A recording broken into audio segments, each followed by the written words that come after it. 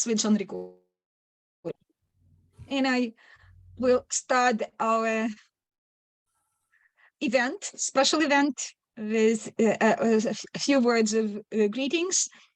And well, first of all, I'm honored and very pleased to welcome you all to our international roundtable discussion. And on behalf of the organizing committee, I welcome you all. And well, unfortunately, we didn't have this meeting last year due to known circumstances, but no matter what we meet, we continue discussions. And I'm very glad that this kind of meeting brings scholars from all over Ukraine, all over Europe, and we expand our horizons, both scientific and personal, on personal terms. And such events, they bring together scholars with renowned, with names known all over the world, as well as young researchers, which is very important, I believe, since we exchange ideas and expand our views, horizons, and move forward in such a way. So I welcome you all, and I'm truly glad that we meet together. And so with these words, I welcome Alla Andreevna Kalita, who is the head of our Kyiv School of Phonetics. And she will say her words of greetings before we move on to our plenary session. Alla Andreevna, you're welcome. Thank you. Good morning, everybody. Dear participants of the conference, friends and colleagues, let me welcome you to this great event of all phoneticians of Ukraine, and not only. Well, and today I must say that we mark our sixth annual meeting, and we are proud to be able to host it today with all of you. I must say that I am more than grateful to stand here and welcome you all to this conference. We are very pleased to be able to welcome those of you who have been with us for a long time now, as well as those who joined our conference for the first time today. Thank you, each and every one of you, for being here with us this day. I would like to express my sincere appreciation to all of you who helped us make this event come together, become successful. We couldn't have done it without all those people who joined us today and who prepared this event. The topics and the goals of the conference, as well as the names of the keynote speakers, are outlined in the program. Buongiorno, sono Claudio Barna. Sorry, there's something wrong. So are outlined in the program of the conference. All reports and conclusions made by the authors are rather interesting, and somehow they evoke pleasant emotions. And some of the reports make us think of what is going on with linguistics today, and especially we think, Professor Vitale made me think what is going on with the language of young people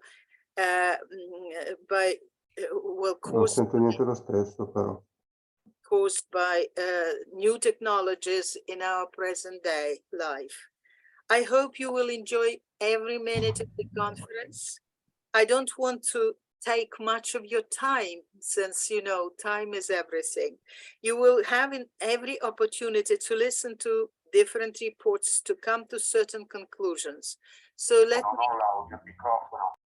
What's the matter? So let me give the floor to our moderator. The warm greetings to all the participants and the audience here for this conference. Thank you very much. Thank you, Alla. Iryna. And I also gave a floor to Zana Boots. She's an executive head of the Department of Theory, Practice and Translation of the French language. And so this is the department which kindly hosts this conference and is responsible for organizing. Zana Vladimirovna, you're welcome. Good morning for all. Bonjour à tous, à toutes et à tous. Так, я як представник кафедри, я дуже дякую, Алла Андріївна, вам, Лариса Іванівна, вам і усім науковцям, які надали нам змогу долучитися до нашого, він тепер наш круглий стіл з фонетичних досліджень. Дуже дякую усім, хто прийшов, за те, що долучилися, тому що час важкий. Я пам'ятаю, минулого року ми також хотіли зустрітися і намагалися це створити, але було досить тяжко.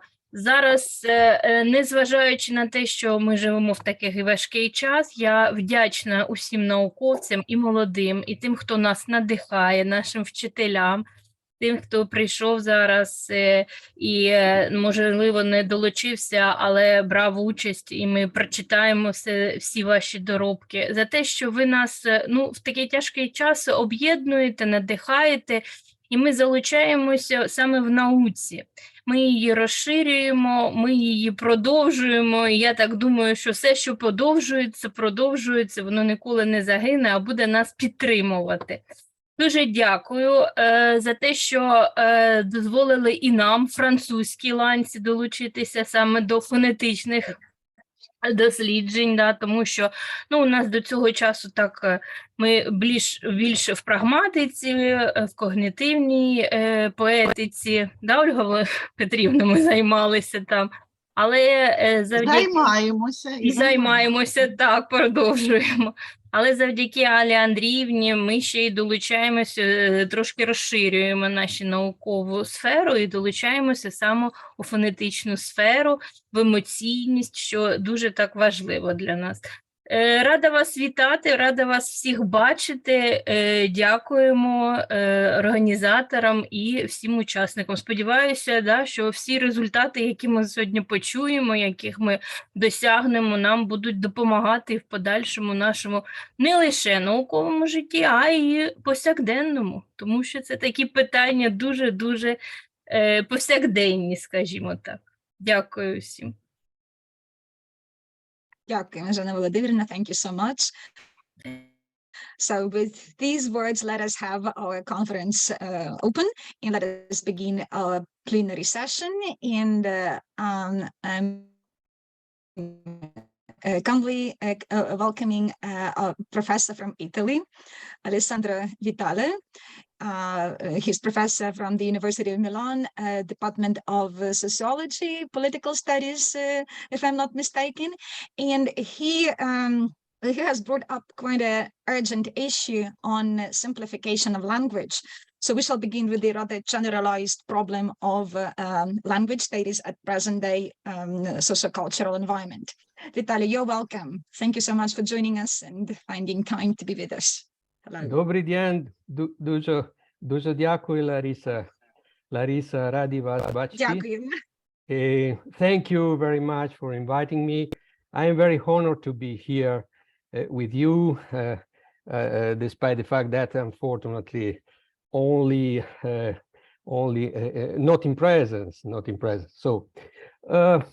So my topic is the simplification of language in developed countries, and the causes and consequences of limiting of complex thinking.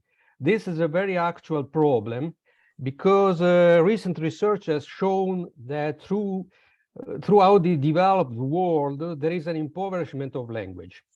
This is a fact, and as a consequence, a decline in the average of the intelligence quotient of the population of these countries, which on the other hand, from the post-war period to the late 90s, had always increased.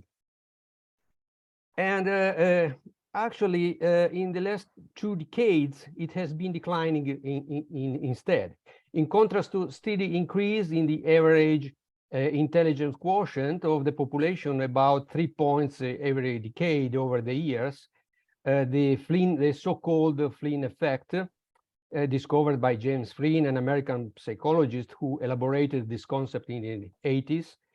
Regardless of the culture to which one belongs, there is now a reversal of this trend.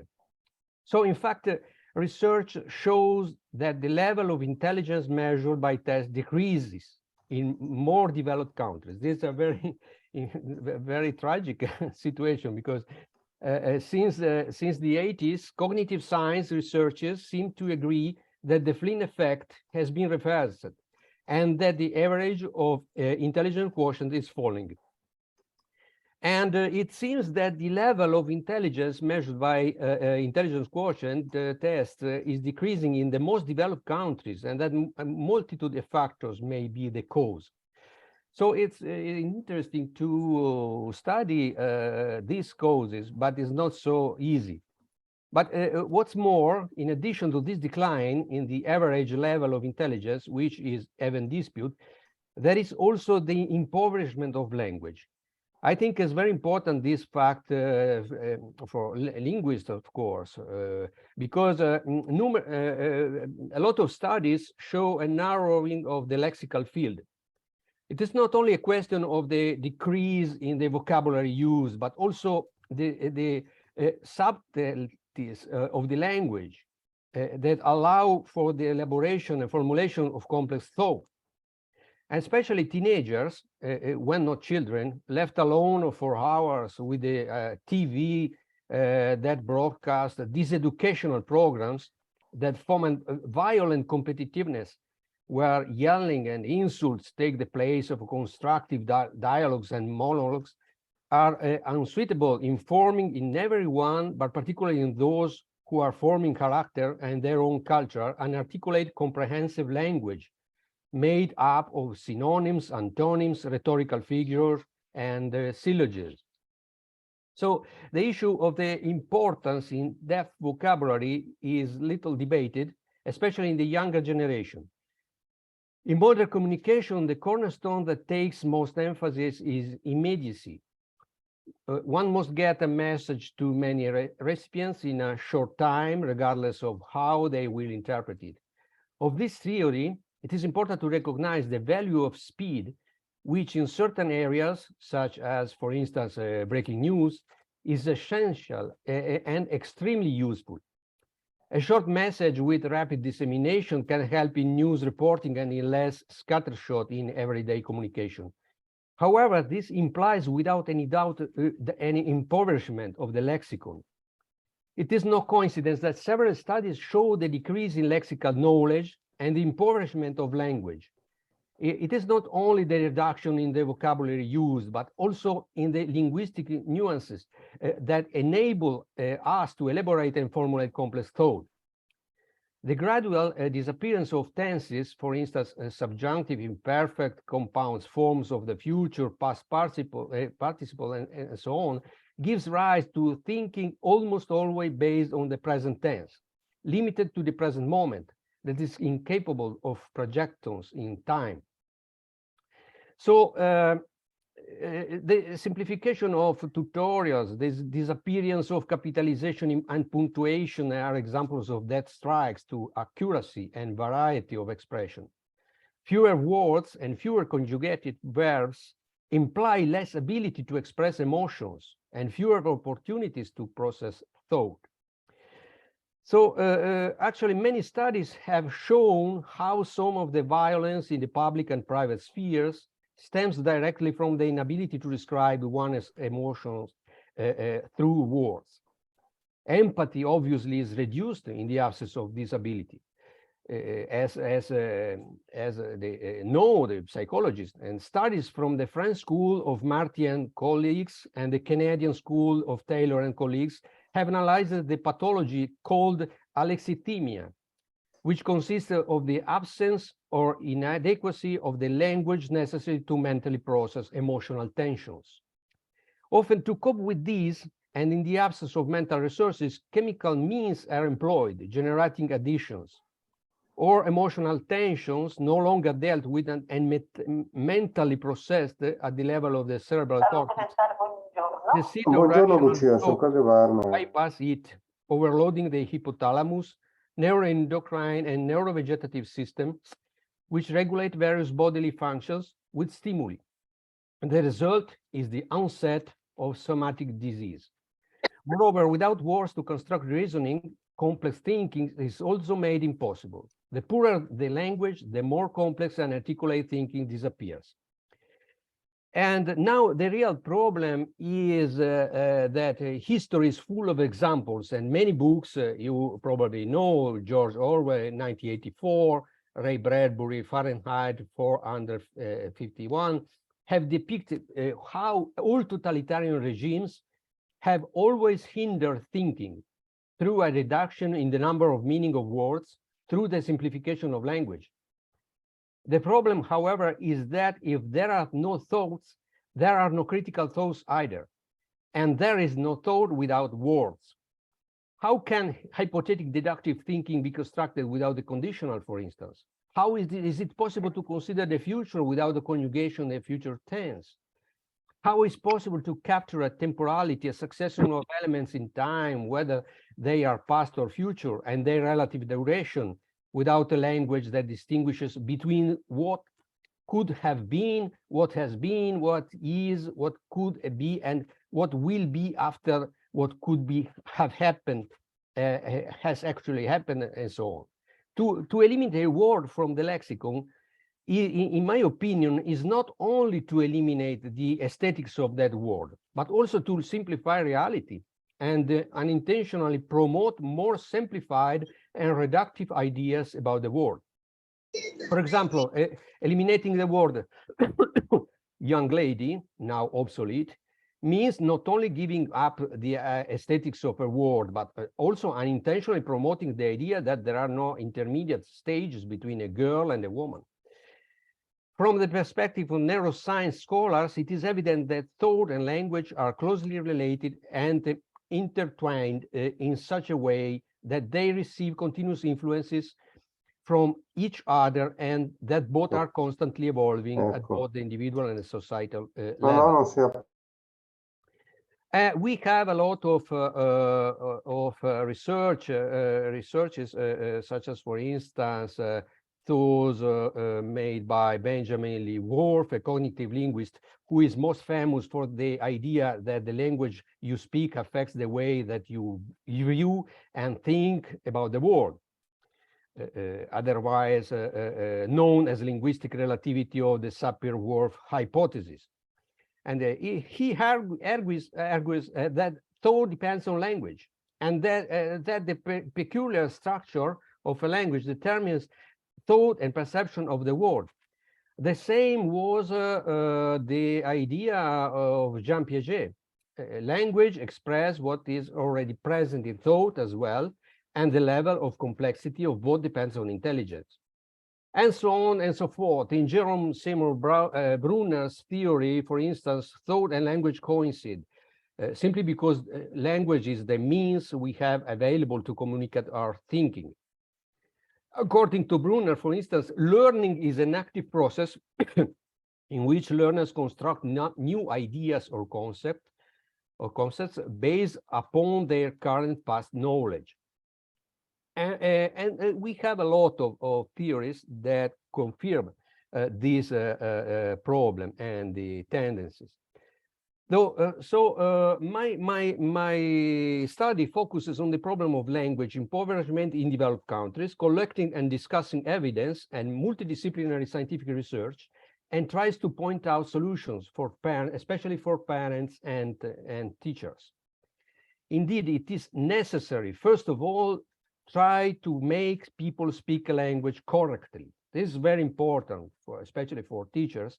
Stimulate reading and push them to write correctly and with language property.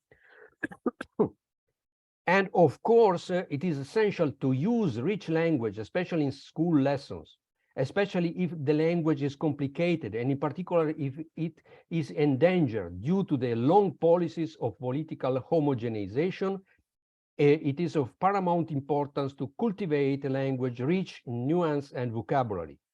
In Lithuania, for example, they adopted strict rules for a language that risks extinction, as was in the plans of Russian imperial rule as early as the 11th century.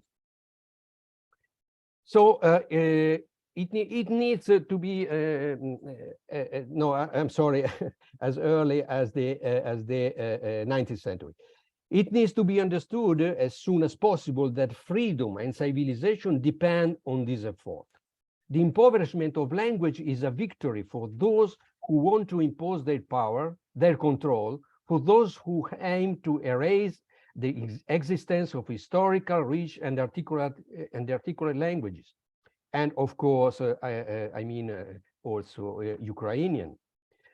It is evident how people with little culture and very limited vocabulary have fewer, if any, chances to assert their rights and plead a case in their own favor.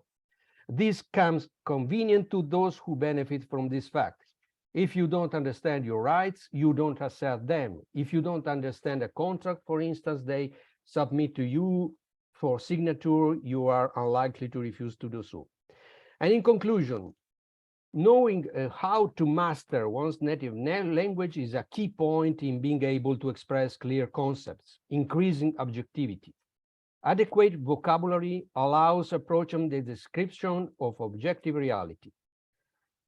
Those who assert the need to simplify orthography, purify the language of its defects or archaic words, abolish genders, tenses, nuances, everything in short that creates complexity, are the real architects of the impoverishment of the human mind. And without words to construct reasoning, the complex thinking dear to Edgar Morin is hindered, made impossible. The poorer the language, the less thought exists. And history is rich in example, and there are many writings which have recounted how dictatorship of all persuasion impeded thought by reducing and twisting the number of meaning of words. So there is no critical thinking without words, without a rich language, and there is no thought without words. How can one construct a hypothetical deductive thought without mastery of the conditional, for instance? How can we envisage the future without conjugating the future? How to apprehend the temporality, a succession of elements in time, whether past or future, as well as their relative duration, without a language that makes the difference between what could have been and so on?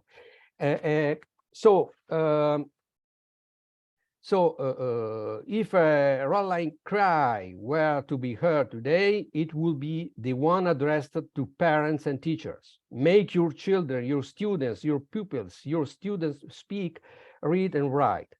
Teach and practice the language in its most varied forms, even if it seems complicated, especially if it is complicated. Because in this effort lies freedom. Those who explain all the time that we must simplify spellings, purge language of its defects, abolish germs, tenses, and so on, everything that creates complexity are the grave diggers of the human mind. Thank you very much. Thank you, Alessandro. Yes, quite an well, scary topic, and scary to understand that simplification of language leads to simplification of our way of thinking.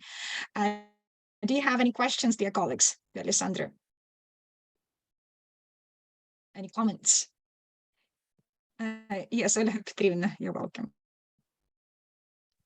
Thank you very much, Professor Vitale, for a very insightful, but I would say a bit depressing presentation. And that was an unexpected turn for me. But my question is, I do understand that the material you analyzed concerns only the countries that are considered to be developed countries. But hypothetically, do you think the situation in the countries that are developing or underdeveloped or whatever you call them, is the situation there the same? And in connection with this question, is the main reason, do you think, of there is a complex of reasons, of course, but is the main reason connected with the development of technologies? Probably it's the dark side of our technological process, which somehow changes our emotional quotient and other quotients, and our mind, as you have said, if not our brain. Thank you very much. Thank you so much for a very interesting question. Of course, there are many problems to solve in studying this topic because it's very complicated. But it is possible to study this topic only with a multidimensional approach and multidisciplinary approach. So developing countries, of course, or underdeveloped countries, of course, there is a difference. There is a difference, but I think it is mainly a technological danger, but it's not only a technological danger. The political reasons are very clear. The policy of language and the crisis of public schools and so on, they are the main reason, together with technology, of course, because the simplification of language is very evident in connection with the technology. But I think the developing countries, they have the possibility to avoid and to avoid this process. Because it is quite evident that it's a danger, but developing their language and not letting the language to be in danger and so on, and stopping. As for instance, the example I made about Lithuania. They recovered after a long process of crisis of their language. They recovered very significantly the possibility to restore a very rich language used in public discourses, used or even in TV, and in the media and so on. So the possibility to stop this process is a possibility. It is possible to stop this process, but it depends on, first of all, on the possibility to stop the crazy projects, political projects about the language, and especially from especially beginning from the schools, the families, and so on. Cultivating as much as possible the richness of one's language. So I think there are the possibilities, especially for developing and underdeveloped countries, to avoid this process, which is very dangerous in the developed countries.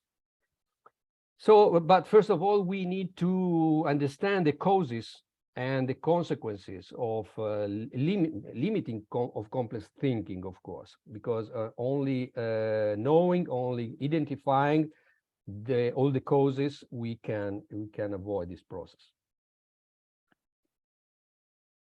Thank you very much. And do you think we need another Greta Thunberg who might cry for for the simplification of language and for the ecology of language, I would also say? Yeah, I think especially in Western countries, I think so. But I think is a process that can start from every people. If they recognize the richness, the importance of their language, especially of languages in danger, they can start from not from the top, of course. It's not a process top down, but is mainly a process that can start from the bottom. So it's bottom up. starting from the schools, from teachers and in families and so on.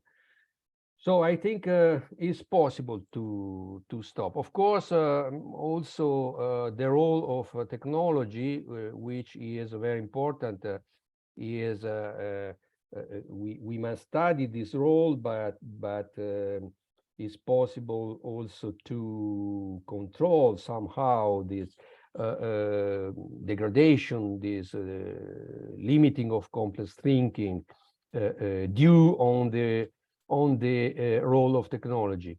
But if is a process bottom up, of course, the possibilities are much more consistent, much more important to also to stop the influence of the media, of technology, and so on.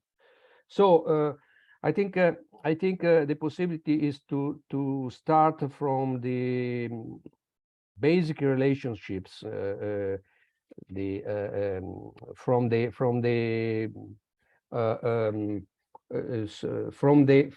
basic sources of socialization, I think, families and schools and so on. Thank you, Alessandro. Thank you very much. Yes, thank you for bringing up this issue, for raising our awareness, and we as teachers, we should consider how to be careful with technologies, not to simplify and make our way of thinking rather complex, both with our native language and while teaching a foreign language. Thank you so much. So we shall move on to teaching pronunciation, and I kindly ask Olha Mikhailovna Ilchenko to share with us her findings on how to apply music into the classroom. Olha Mikhailovna, you're welcome. We cannot hear you. Can you switch on your mic? Mm-hmm. Yeah. So first of all, thank you, Professors Larysa, Taranenko, Alla, Kalita, for organizing this event and for inviting me to speak. Well, I was honored to be included in the list of speakers, well, a couple of days ago, but actually a couple of years ago, actually. And I hope this is going to be a great day of learning and connecting the things we all crave in times of trouble. These days, we also crave some beauty and a sense of compassion and wonder only art can provide. So let me share my screen a bit. Yeah, thank you so much. And today I'm going to talk about some issues related to music in teaching English, and specifically about the case of atonality. So, music in all shapes and forms has always been, and hopefully will always be, an important part of language curricula. Music serves as a powerful tool that helps us better capture the culture, the soul and wit, the ups and downs of human experience. Although music-related theoretical issues and practical methodologies for language acquisition have long been part of research agenda, some pertinent aspects have not been the focus of scholarly scrutiny.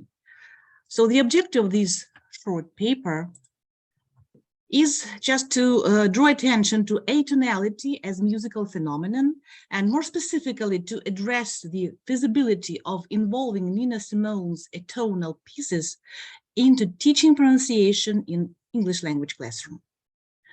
So first of all, let us briefly outline the phenomenon of atonality. Generally speaking, atonal music as opposed to tonal music is about lack of functional harmony.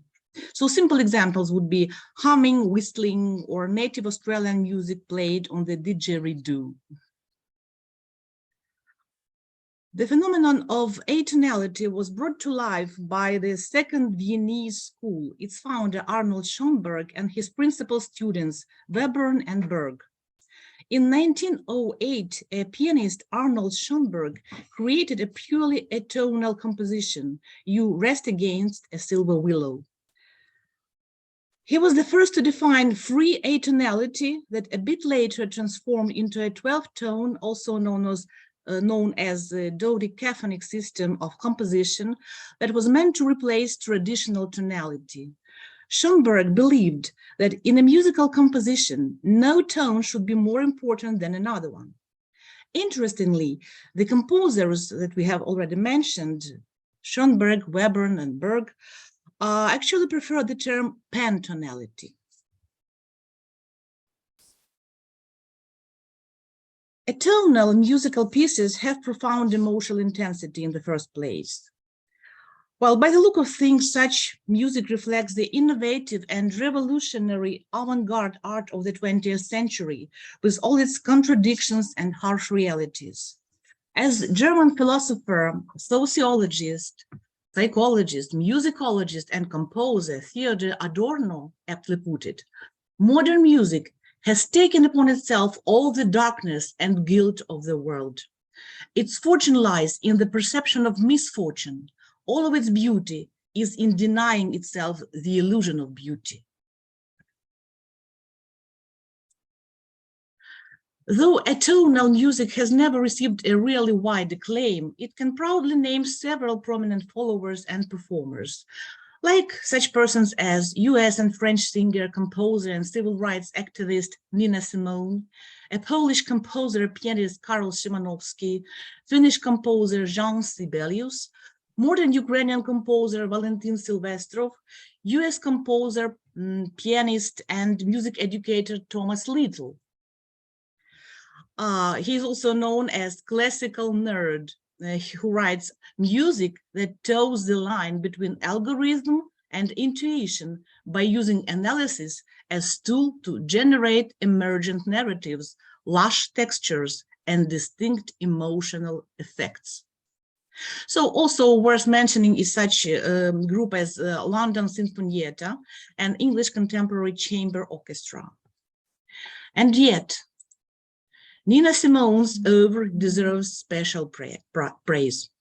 Trained as classical piano player, she not only wrote almost all of her lyrics and music herself.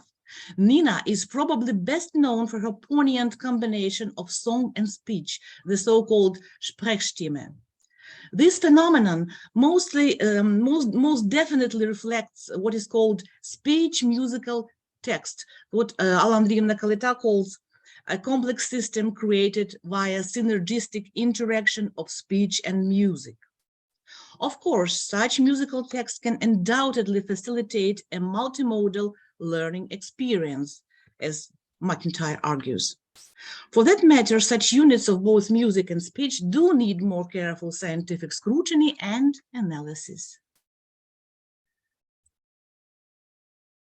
Called High Priestess of Soul, Diva, and many other beautiful words that she truly deserves, Nina Simone's performances express raw emotion to the fullest, using the rich vocabulary of atonality. Again, the richness of vocabulary, that's the point. For example, her album Nina Simone and Piano is almost 100% atonal. So let us name several such pieces that also bear atonality. Sinner Man, I Put a Spell on You, I Look Around, Who Am I, Don't Explain, If You Knew, I Want a Little Sugar in My Bowl, and of course, Memphis in June.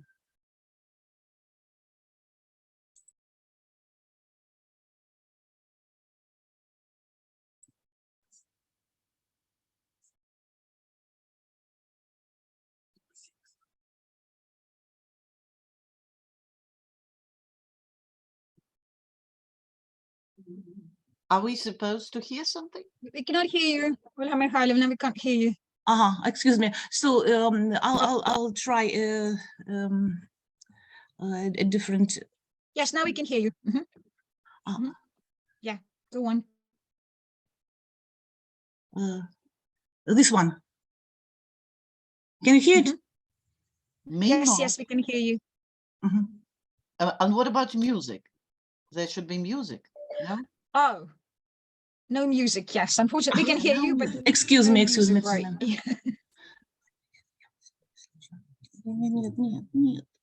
Ні, можливо, вийти ще раз, а потім, коли буде заходити, поширити. Там є віконце і будуть. Так, я нібито робила це за хвилиночку.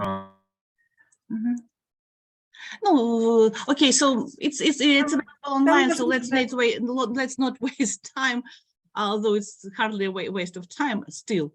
Okay. So what I would like to draw attention to is the fact that even the way this verse is written suggests the idea of atonality. So it does bear, there is rhyme, there is sense, there is sensibilities, everything, but it's written in such a way so as to portray those jazzy and jazzy rhythm and change of tempo and change of tones. So so all of the tones, they're different, but they all bear meaning and they all are important. So that's the basic idea behind the atonality.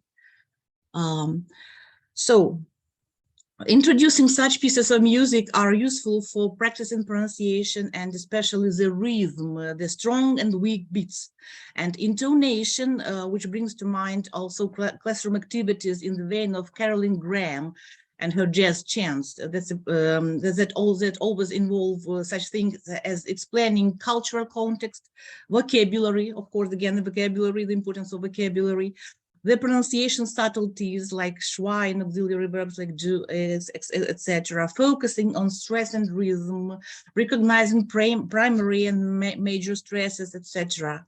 And of course, since English is stress-timed language, the beat is set by the number of stresses and not syllables, which with stress impacting meaning at both phrase and sentence level, and that's a really important point to be taken into consideration.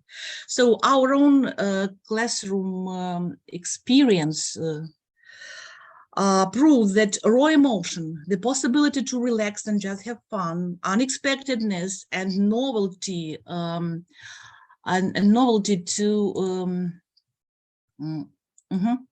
and novelty of atonal pieces stimulate attention and boost students' activity. What is important, what is also last but not least, such music could reduce anxiety, and this is a critical factor in language acquisition, because reducing anxiety in turn boosts cognitive skills such as fluency. So perhaps the irresistibility of atonal musical pieces could best be explained in terms of neuroscience, specifically neuroaesthetics. It is argued that the attractiveness of such music is due to several factors: the potential to evoke strong and intense experiences in listeners when listening becomes a unique aesthetic experience, the transformative power of art, and a drive for novelty, among other things, play the critical role. So in conclusion, let us stress that the phenomenon of atonality, a paradox that could be oxymoronically described as the harmony of chaos, never ceases to amaze both eminent scholars and novice researchers. Here are some recent books that were published in 2023, the one by Boss and Sachs. And it should be also pointed out that highly unusual, unexpected, bizarre, filled to the brim with emotional weight, this artistic niche is a unique acoustic phenomenon that is worth exploring and worth implementing in teaching practice. And finally, let us always look for beauty and connection, even and especially in hard times. Thank you. Amazing. Thank you so much, Olha. You never repeat yourself. Every year you come up with something new, interesting, and absolutely useful to be applied in the classroom. Thank you so much. Thank you so much. Thank you. Dear colleagues, do you have any questions? Well, rhythm has always been something we struggle with. So absolutely it is useful to apply in the classroom. Olha Petrivna, you have a question, you're welcome. I'm sorry for abusing probably the time of all those here, but I can't help making a short comment. Well, thank you very much, Olga Mikhailovna. You gave me a very good argument to go on pushing my recent claim that in the paradigm and episteme we have now, our current episteme, the change of variables, there is an evident change, evident to me, and I hope to you too. There is an evident change in the factors that influence the shaping and developing of the episteme. Instead of history, biology, physics that influenced structuralism a lot, then probably psychology, etc. What we have now is the influence of arts in every sphere. Art becomes a kind of decisive factor, and bridging the gap between, bridging not the gap, but just bridging the two presentations, two talks, that of Professor Vitale's and yours. I must say that probably one of the ways of going out or breaking or stopping that tendency to simplification, it might be art. Turning to art in all its aspects and to energy, the mechanisms of energy emanation. Thanks a lot for helping me to prove my hypothesis. Thank you so much. Thank you so much. And well, art is critical in its own right. Thank you. In all cases, yes, as you mentioned, in reducing anxiety, especially in these times when we have to make our students focus on studying, as well as in teaching, mastering pronunciation and rhythm in particular. Any other questions, dear colleagues, dear guests? Okay, thank you, Mikhailovna, for Thank sharing you. with us Thank you. Yes, your findings and your experience. And let us then move on to rather well, experimental aspect of phonetic research. And I kindly ask to speak to us our guest, Valeriia Perepelytsa. She is a postgraduate student in well, in the University of Zurich. Well, she, together with her supervisor, will share with us some findings in experimental phonetics. You're welcome, Valeriia. Thank you. Let me share my screen and see if the audio works, because share screen. Can you see my screen? Yes. Yes. Not a full one. Not a. Do you see my presentation or? Yeah, we see Yes. a presentation, but not full screen. Yeah. So how do I? Okay, let's see if my audio sharing works. If it doesn't, then you know, whatever. So slideshow, play from start. Do you see it now full screen? Yes. Yeah. Okay. Okay. Not full screen. Yes, no full screen. Yeah. Okay. Thank you. Go ahead. Right. So thanks a lot for inviting me. I'm very pleased to speak at this conference. And yeah, so as the Larysa Ivanovna mentioned, I come from the experimental side of phonetics, and I will talk today to you about the so-called own age bias in voice recognition. I will explain in brief what that is and yeah, what it means, what we did. But first of all, I will give you a very brief overview of who I am, of our group, because I think barely anyone's in the group today knows me. So yeah, let's yeah. So let's move on. Can you see the second slide? So let me know if something does not work or you cannot hear me. I can't see you, so please just speak up. All right, so very short bio of mine. So I did my bachelor in Germanic philology at the Kyiv National Linguistic University in Ukraine, with Olha Petrivna Vorobyova being my supervisor. And After that, I moved to Austria to do my master's at the University of Graz. My master's was focusing on English and American studies, and in particular on linguistics and phonetics. We had several focus areas during that master studies, but yeah, I focused on linguistics and in particular on phonetics. And subsequently, I moved to the University of Zurich in Switzerland, where I am doing my PhD. I'm at the final stage of my PhD, so what I present to you will be part of my dissertation, will be one of the publications. These results are yet not published, and you are the first group to actually hear about them because they are very fresh. They were obtained recently, and so I particularly work in the fields of acoustic and auditory phonetics, in forensic phonetics, and in cognitive neuroscience. And my more specific research interests concern voice recognition and speaker-specific properties in our voices. So which acoustic properties make our voices more recognizable or less recognizable to the human listeners. So I don't work with computer voice recognition. I only work with human voice recognition. And I work in the topic of voice familiarity. So how long does it take for the voice to become familiar to us?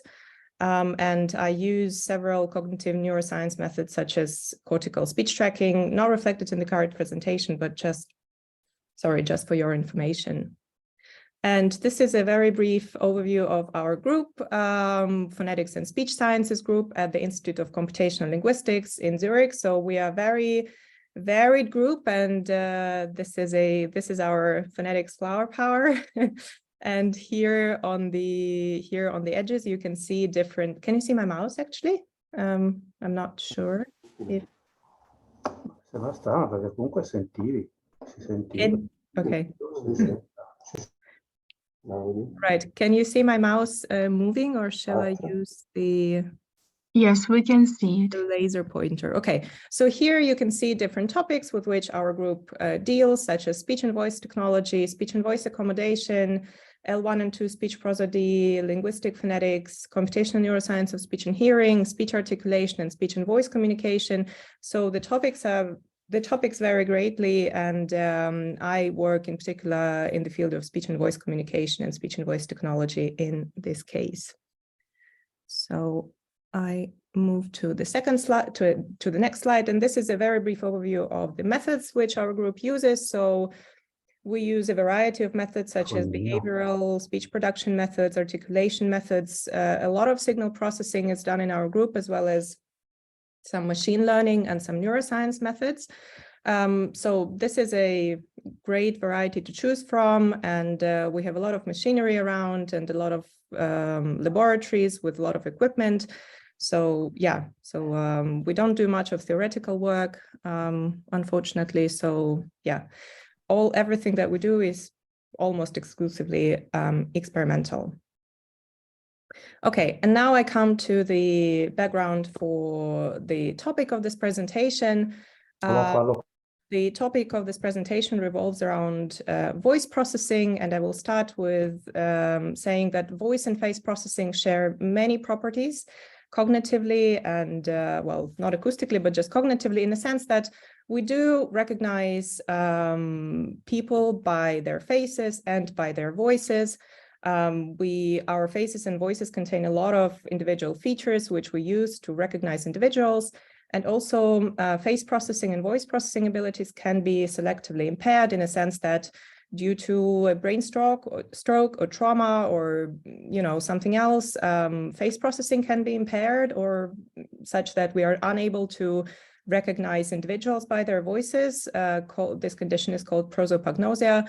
Or voice processing can be impaired, such that we can hear people talking, we can understand the speech that they're saying, we understand what they're saying to us, but we don't understand who is talking. So we are unable to say, well, this is my sister speaking, this is my brother speaking, and so on and so forth. This condition is called phonagnosia. So voice and face processing, they have a lot in common. And why I'm telling you that is because in face recognition literature, different own group effects are known. What I mean by that is, probably some of you have heard about this so-called own race bias, with a fairly consistent results showing that we are better at recognizing faces from the ethnical groups or someone calls that race with which we are familiar or to which we ourselves, we count ourselves towards, whereas we are worse in discriminating and recognizing faces of some other ethnical groups. There are other biases, as we call them, in particular the own age bias, meaning that people are better at recognizing faces of their own age group for whatever reason. So the elderly people will be better at processing faces of elderly people, and likewise for the younger people will be better at recognizing faces of their younger peers. But the results are mixed. So the literature either shows this bias at all ages or only in one age group, such that only younger adults are better at recognizing younger faces, but not elderly. Or like in forensic context, it depends on the type of task that you give to the participants. Or studies show no evidence of own age bias, rather like an overall age of participant effect, such that younger adults, they are better at recognizing faces than elderly, which can be expected. But so why am I telling you this is because we know that face and voice processing share many properties. So we were wondering, all right, so what about an own age bias in voice recognition? Is there such an effect? So by own age bias in voice recognition, I mean that, so will the elderly listeners be better at recognizing elderly voices? And will the younger generation, so younger listeners, be better at recognizing younger voices or not? So this is relevant for forensic context because in many forensic cases, we have younger or elderly voices which need to be recognized. So we need to know more about how the voice age kind of affects or doesn't affect the recognition rates. And so we did a listening experiment. I'm showing you some of the details about the experiment. So we used 20 speakers or 20 voices, if you want, in this experiment. Half of them were young voices and 10 of them were elderly voices. And we had both male and female speakers in both groups. So I refer to both speakers and voices as one and the same thing. However, like people differ in their terminology. And the language of the experiment, of the stimuli, was Zurich German. So this is a German dialect of the German language, which is spoken in the canton of Zurich. This is important. So if you give the people who are native speakers of English the voices that speak in German, they will not perform as good as when you will give them their native language stimuli. And as materials, we used a couple of sentences from the speakers, which we combined in the so-called stimuli pairs. So they heard first stimulus, then there was a brief silence, then they heard a second stimulus, and their task was to say whether these two snippets belong to the same speaker or to two different speakers. So this we called a speaker discrimination task or voice discrimination task. And again, the language was Zurich German, and let's see if you can hear the pair of stimuli that I will play to you. Would you hear that? Yes, Okay. yes, we can hear it. Okay. So I will play it to you again. So just one more time. So the task in this case would be to say whether these two snippets belong to the same speaker or two different speakers, right? As you may notice, they are quite short. They're very short, and this was on purpose because people are very good with voice recognition discrimination tasks. They are very easy, and we did not want them to perform perfectly in all conditions. Okay, we had 74 listeners, nearly half of them was young and other half was elderly. So essentially we wanted to compare, we had younger and elderly voices, we had young and elderly listeners, and we wanted to compare how people perform in this kind of task. And the procedure was, as I mentioned, same different tasks. They had 80 trials, meaning 80 kind of voice pairs. And the whole task took them 10 to 12 minutes to complete. It was very brief. And so here I have a screenshot of the experimental procedure. So they heard these voice pairs, they could hear them only once, and then they should have answered whether they belong to the same, so gleich, or the different speakers, unterschiedlich. I will play to you another voice pair. You could hear that, right? Okay, so the task was to say whether this is the same or different speakers. I mean, to me, the task is not that easy.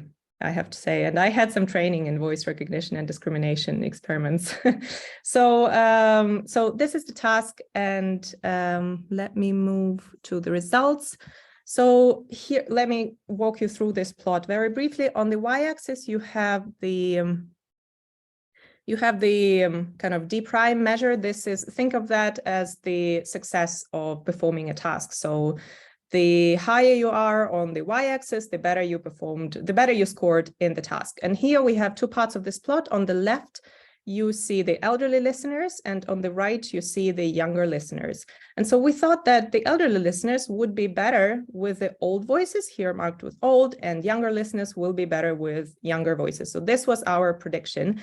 However, as you may probably see at this plot, this did not happen because listeners were equally good with speakers of both ages. So if you look at this left plot, you can see that elderly listeners were equally good with both ages, with voices of both ages.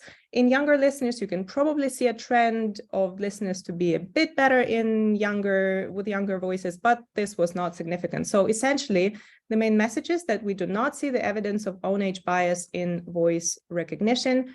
However, we did find that younger listeners performed significantly better than the elderly. So on average, you know, with voices of any age, younger listeners were better, which is not really surprising. We did not find an effect of speaker age, meaning that both young and elderly voices were discriminated equally well. And so a bit of a discussion, and I'm coming towards the conclusion to have more time for questions afterwards. So we did not see an own age bias in voice recognition, which suggests that faces and voices are processed differently in some aspects. So not everything which we see in face processing corresponds to kind of voice processing effects. We did find that younger listeners perform better in this task, which is expected and in line with face recognition results, which show that younger participants are better at recognizing faces. Like, this is not surprising given that younger participants generally have better cognitive functioning, better memory, I don't know, better vision. They also have no hearing impairment, which was important in current tasks. So our elderly participants, some of them were hearing impaired, which makes it harder for you to, you know, hear all the differences, especially if the stimuli are so short. And we see that both younger and older voices are discriminated well, which suggests that recognizing and discriminating voices of all ages is crucial for our social functioning and for our linguistic processing, because if we listen to the dialogue of whatever elderly speakers or younger speakers, and we cannot tell who is talking, then we are in trouble. I mean, we will not be able to attribute different kind of speech parts to different speakers, and this is a problem for dialogue processing. So what shall we expect from further research? Well, speaker identification task might yield different results compared to speaker discrimination task. So the discrimination task does not require you to be familiar with voices. So we don't need to know two voices to be able to say that, okay, these voices are different. But speaker identification tasks require you to attach kind of a name to a voice. So you need to be able to tell, okay, this is Olha Petrovna speaking, or this is, I don't know, Larysa Ivanovna speaking.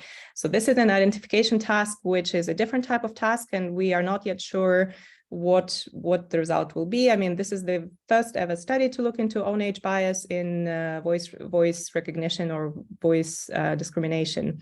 And we only used 20 voices in the current experiment, 10 young and 10 elderly, which is not too many. Like, we need to confirm these results with more, like, the more voices we use in the experiment, the better. And we need to test this effect in different languages, because the majority of the speaker voice recognition experiments are done in, I don't know, European languages, so English and German mostly. But we have zero idea what's going on in the Slavic languages. I'm not aware of any voice speaker recognition experiments with human listeners in the Slavic languages. So maybe that's the way to move forward in the next experiments. Okay, I'm finishing. So here are my acknowledgements. So this research was supported by the Swiss National Science Foundation, and we have an amazing linguistic research infrastructure, LYRI, at the University of Zurich, where we collect all our data. I thank my supervisors for supporting me and for helping to develop this idea and conducting this research, as well as to people who helped me perform statistical analysis and recruiting listeners. And thank you for your attention. If you have questions that we don't discuss today, if you're interested in collaborating, or if you want to, I don't know, talk over email or on Zoom, please send me a message. And yeah, once again, thank you for inviting me to speak here. It was a pleasure. Thank you so much. Yes, we are interested as you deal with experimental phonetics, and this is the sphere we're all interested in. Dear colleagues, do you have any questions? I have a kind of a technical question related to statistical analysis. So what is the smallest number of participants that is deemed plausible for such study? The smallest number? Yeah, I would say 20 participants in each listener group. So 20 younger listeners, 20 elderly listeners would be the minimum if we want to have kind of a decent statistical models, and if we want to, that's the bare minimum. I mean, if you have 10 listeners in each group, that's, I mean, that's possible, but you can't really, state any statistical results with certainty after that. I mean, there are methods to deal with the low number of participants, but 20 participants in each listener group is the minimum, I would say. Thank you so much. Yeah. I have a question. Yes, I have a question, if I may. What was the principle? How have you chosen these listeners? Was it randomly done, or they are professional linguists, or that yeah. I think that it is very, very important. Yeah, so these are the so-called non-expert listeners. So they are not phoneticians. They are not trained in any voice speech recognition ability. So we recruit listeners normally from the student population. The main requirements were actually the age, so between 18 and 30 years old. So this was our younger group. The main also requirements for the younger listeners were the absence of hearing impairment, absence of cognitive impairments, absence of speech and language disorders. So they are kind of normal, healthy young adults. Whereas for the elderly listeners, they were also no professional musicians. That's also important because, yeah, if you are good at music, that might kind of influence your speech/voice processing ability. So no professional musicians. They were all native speakers of Swiss German. That's also important. The elderly participants were all 65 and older. And yeah, they also didn't have any cognitive impairments. That's important because after 65, after 70, we had someone over 80. You need to screen them for just basic cognitive problems to make sure this does not influence their performance. That's that, yeah. So they are non-expert listeners. However, the studies which focus on voice recognition in expert versus non-expert listeners, they don't show reliable results. So you could expect that, I don't know, forensic phoneticians will be better at voice recognition, but they are not, or it's not really clear if they are better. Thank you. I got a question as well. I got a question too. Thank you, Valeriia, for your nice presentation of your research. Thank you very much. And I'm interested in the term forensic context. Yeah. Does it somehow connected with forensic linguistics in your research, or you mean something else under this term, forensic?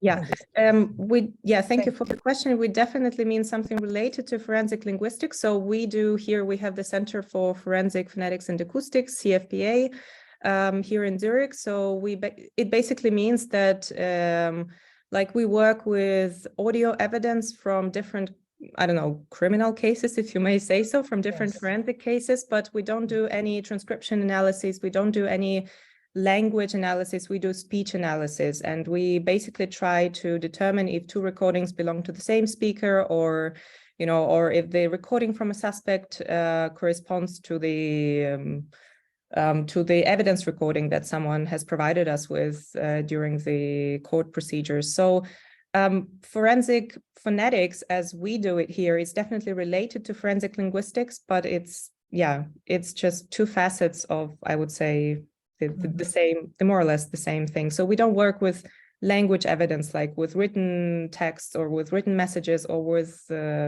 transcription or something like that. Just the speech signal, acoustic signel. Thank you, Valeriia. Good luck to you in your Thank research. you. Thank you. Let's say, Valeriia, can I have a very brief comment? Because my name was mentioned. Of course, yeah. Well, Yes, we can, well, yes, thank you yeah, very sure. much. Anybody Well, can, yeah. Valeriia, thanks a lot. And as for your future research, I mean, the trend when you speak about different languages, I have no experimental experience, but I have my personal experience, empirical, that people, especially men, I don't know why, may sound absolutely differently when they speak different language. So, I mean, sometimes you say, well, what a beautiful timbre.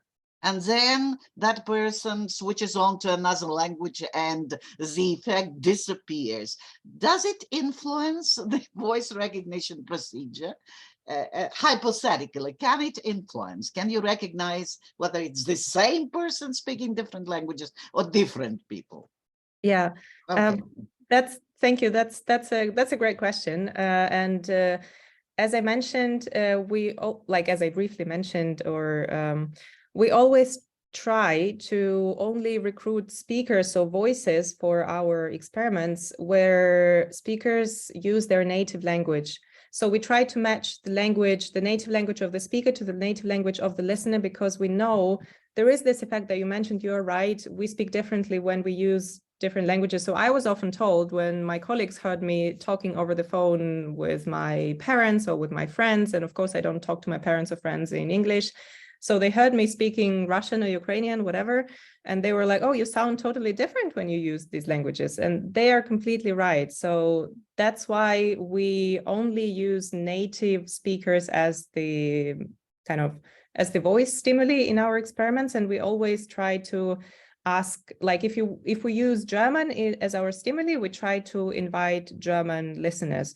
because we know that if you ask me as a native Slavic language speaker to discriminate voices in English, I will be worse, because when you are asked to do a voice discrimination task in the language which is not your native, you are worse. That we do know. But if you are discriminating voices in your own language, then you are better. So yeah. So I hope that answers your question, at least partially. Yeah, partially. Thank you. Thank you, Valeriia. I have a question. Yes, Alessandro. I'm interested in the following. You listen to a speaker, but you do not see the face of the speaker. Yes. Can you tell the age? Yes. So this is a different type of task, the age estimation task, which was actually done to see how good we are in estimating the age of different speakers, and people are fairly good at it. So of course we can, I don't know, we cannot be precise up to a year of the age that the person has, but we are fairly good in determining the age range of the speaker. So we are fairly good at saying whether the speaker is very young, middle-aged, or elderly. Of course, voices differ tremendously, and someone at 50 might sound younger than someone at 35. So that's also true. Sometimes, you know, a person speaks, we hear a young voice over the telephone, but when we see the person, we understand all of a sudden that that lady was not young at all. Yeah, it's true. Yeah, that's true. So we are fairly good in this task, but we are not perfect. So that much I can tell you. And also, when we hear someone over the telephone, there is the so-called telephone register, which we adopt when we use the telephone, which differs from our normal speech register when we talk to each other in person. So that also influences our estimation of the age and our estimation of all other speaker properties. And another question, perhaps. Well, I understand that this is not perhaps your task to do, but since you study voice recognition, so can you, did you perhaps analyze the voice, how the voice of one and the same person changed from, say, 20 years of age and then 65 and so. Yeah, this is a great question. I have not done it myself, but a colleague of mine at our department, she analyzed the voice of Noam Chomsky across his age range. I mean, you can find a lot of audio recordings by Noam Chomsky. If you're interested, I can send you a link in the chat, like here on Zoom, what the results are. But yet people have followed certain groups of speakers across their lifespan to determine which age-related differences occur to our voices. This is unfortunately not my topic, but there are some things done in this respect. I can send you a couple of links in the chat if people are interested. Thank you. Yes, we would appreciate. Yeah, okay. Sure. Thank you, Alessandro, for questions. I just want to add that voice quality is the least studied area in the sphere of phonetics. And certainly there are lots of questions, and I was wondering if your research methodology can be applied to, finding out other hidden messages in the voice, speaking about the emotions, the attitude, the feelings, etc. Just not just only age, but other semantic, encoded semantic cues, etc. So this is the sphere. Can we apply, yes, the methodology to other findings? Yeah. Yes, I want to say that this is the most difficult sphere of research. Yeah, so one of our projects, in fact, the project where I'm working on is focusing on how our individual voice kind of properties in acoustic terms, how they change when we use different speaking styles. So we sound differently when we talk emotionally, when we just read aloud, when we talk to someone we know, and when we talk to someone we do not yet know, when we use the phone without the caller ID, so it's not possible to kind of tell who you are just because your name is displayed, as opposed to when you meet people in person and then they see your face, they kind of immediately see to whom the voice belongs.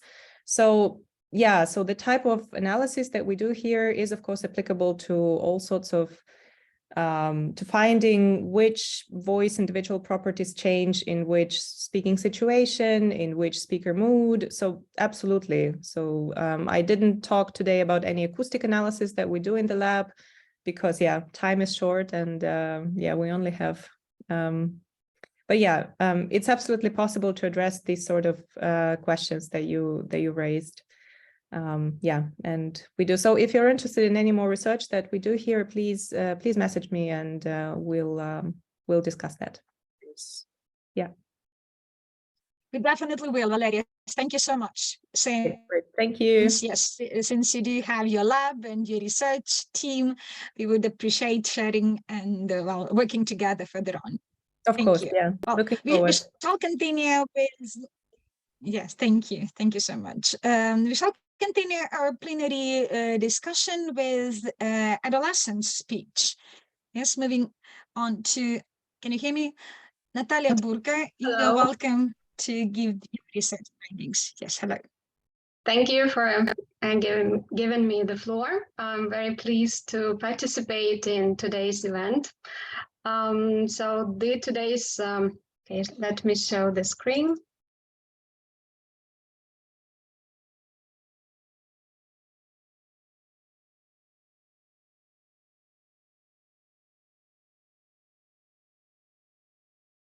So today we're going to speak about supervenience of communication means and conditions on adolescent speech behavior. The constant persistent appeal of linguists, psychologists, sociologists, educators, and other science representatives to the problem of studying adolescent speech behavior seems quite natural in terms of the importance of the social group for progress of society in general and the culture of its members in particular. Since due to the rapid development of technological and cultural knowledge, the means of speech behavior of the modern adolescent generation can undergo radical changes under the socially objective circumstances. At the interdisciplinary level, this problem has become relevant and virtually inexhaustible. Through this paper, we research and analyze the problems related to the phenomenon of supervenience in terms of the position of the modeling system of lingual and extralingual means to describe on its basis the mechanism of their supervenient influence on the actualization of adolescent speech behavior. For deeper understanding, today we present a universal model whose structure is presented in the form of a certain open non-equilibrium supersystem with its differentiation into two corresponding systems of lingual and extralingual means, functioning in its environment, in other words, actual conditions of communication. The structure of the model under consideration is deepened up to the fourth hierarchical level of its elements, concept by which modern science describes lingual and extralingual means of human speech behavior. For deeper understanding of the difficulties of mastering the general problem of adolescent speech behavior, we will refer, first of all, to the concept of a graphic image of the classical structural scheme representing a paradigmatic system of attributes of scientific research done by Humeniuk, shown in Figure 1. Sharing to the full extent of classical vision of the author of this model, we shall emphasize that any attempt at interdisciplinary scientific knowledge of adolescent speech behavior inevitably makes the researcher choose within the object sphere of adolescent speech behavior a more specific objects of research. Speaking about specific objects, in this case, for example, they are the following. The adolescent speech behavior at school, it can be either among the peers, also on public holidays, within the family circus. Also, speaking about extralingual, then prosodic arrangement of adolescent suggestive behavior. For example, it depends on the variety of the emotional state the teenager has at the moment of speaking, also in conflicts, dialects, also while actualizing request, for example, speaking with mom or dad. Also among them, we can have a lexical accumulation of adolescent speech behavior, adolescent slang, vulgaries, abusive language, colloquial cliche, etc. Functioning on tropes, metaphors, epithets, personification, and so on. Also, gender features slang use, like being friendly, conflict, creative. Also, it is possible to speak about the use of exclamations and pauses in suggestive, both formal and informal adolescent speech. Also, within this list, we can also name the extralingual means of clarification, amplification, leveling, compensation, etc. Considering the mentioned above, while studying the features of complex regulations of adolescent speech behavior, we must take into account the following ideas.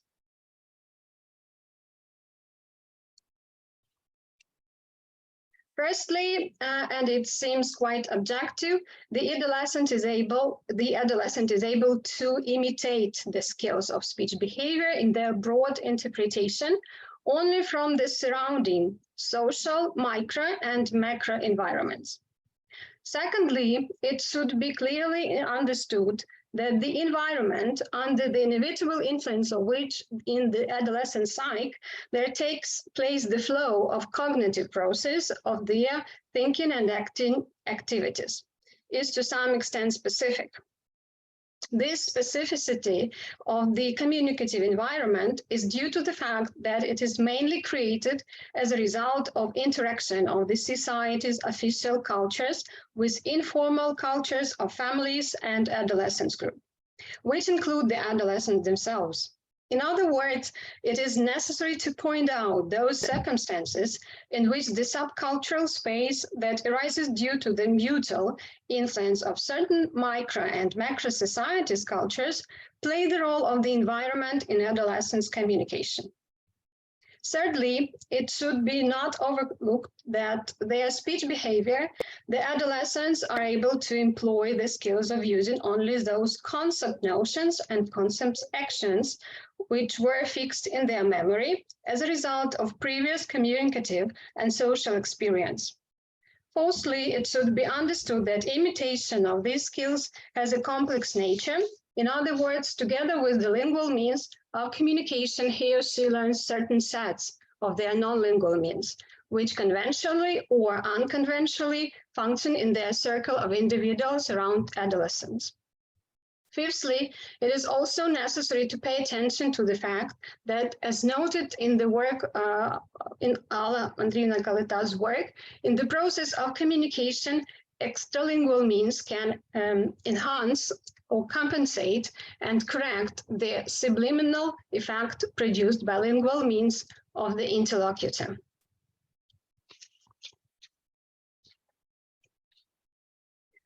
This consideration, in our opinion, are sufficient to understand that analyzing the phenomenon of supervenience of communication means and conditions on adolescent speech behavior, any researcher will face the need to classify the factors whose nature is significantly different. It can be either social, psychological, philological, physical, chemical, etc. The outlined understanding of the general picture of the supervenience phenomenon occurring in communication convincingly proves that the systemic model representing the interaction of lingual and extralingual means of communication is able to serve as a starting point around which it is rational to focus the logic of describing the results of linguistic interdisciplinary research of the variety of phenomena characterizing person's speech behavior. Therefore, taking into account the mentioned above conceptual principles and with compliance with clear methodological requirements of the systemic approach, we have formed a universal model representing a system of lingual and extralingual means supervenient on person's speech behavior. The graphic image of the model is based on the methodological idea according to which it should include two super systems of communicative means. So you see lingual and extralingual, which influencing the adolescent spiritual life through cognitive mechanism can be determine the features of their speech behavior. At the second hierarchical level of the presented supersystem of lingual means, we locate three autonomous systems of these means: lexical, speaking about lingual, grammatical, and stylistic. And similarly, the supersystem of extralingual means include two of their autonomous system, prosodic and paralinguistic. It should be pointed that in all the systems, the role of their individual elements is performed by subsystems, which are denoted by conventional linguistic notions and are marked on the model by three figures, you see. And for example, at the very end of each subsystem, we have n+1, so it means that this list is can be prolonged. Also, we can see, for instance, that the subsystem of lexical means include synonyms, antonyms, homonyms, idioms, and so on. Also, This index points out that the list of elements within the morphological sequence is not limited, as I have already mentioned. It should be pointed out that in the center of the model of the general subsystem, so we see special circle. So is a compact graphic image of the sphere of adolescent spiritual life, whose structure is substantiated by Humeniuk. According to this scholar, the adolescent spiritual being covers three autonomous spheres, like existential, so mental, and transcendental. According to the logic of contrasting the substantiate model, it is expedient to create three similar functionally related classification systems of the factors, means and results of human speech behavior actualization, transforming them into a matrix form. Such a matrix will make possible to define invariant models of complete cognitive mechanism of supervenient actualization of adolescent speech behavior. The universal system plays the role of fundamental methodological tool for effective planning and implementation of the large number of studies aimed at elucidating such objects as adolescent speech behavior, communicative features of their speech, interaction of lexical, grammatical, stylistic means in adolescent speech, functioning of lingual and extralingual means in teenagers' communication. Thank you for the attention. If any question, you're welcome. Thank you so much. Yes, quite a complex phenomenon to grasp, to digest, but still rather interesting and important to consider from our speech from the complex approach. Dear colleagues, do you have any questions? Maybe you can specify once again what you mean by supervenience in your research in terms of adolescent speech behavior. Thank you, Larysa, for the question. Yes, we understand that we have complex of factors, so it's like the system, and of course this is the relation between two complex, this set of complex factors within these two systems. So then if we speak about, for example, we are in the process of studying lingual and extralingual means, so that's why it's essential to take into account the correlation between these two systems. I mean, within the sets of these factors that influence the speech behavior. So I think this is like the relationship, if it is the simplest language of this term, the explanation of this term. So your point is that our speech behavior is under influence of a complex factors, and they should be taken into consideration, no matter whether it is adolescent speech or any other person's speech. But okay, thank you. Any other questions, dear colleagues, guests? Yes, I bet. Yes, I've just bet that. Thank you very much, Natalia, for your nice presentation of this kind of research. I've just noticed you just begin to do it. Yes, this research you just began to do it. So, and I would like to you to specify the notion prosodic means which are included into extralingual means. You know, it's a very disputable question. Prosodic, is it included into lingual means or extralingual means? And you think that prosodic means are included into extralingual means, and you show this at figure 2, yes? Generalized model of the system of supervenience. Yes. Yes, right. Thank you. Will you specify it? Why do you think so?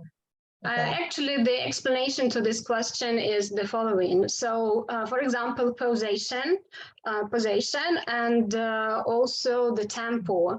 So, for example, while considering something or speculating about the problem, the teenagers usually like make long pauses.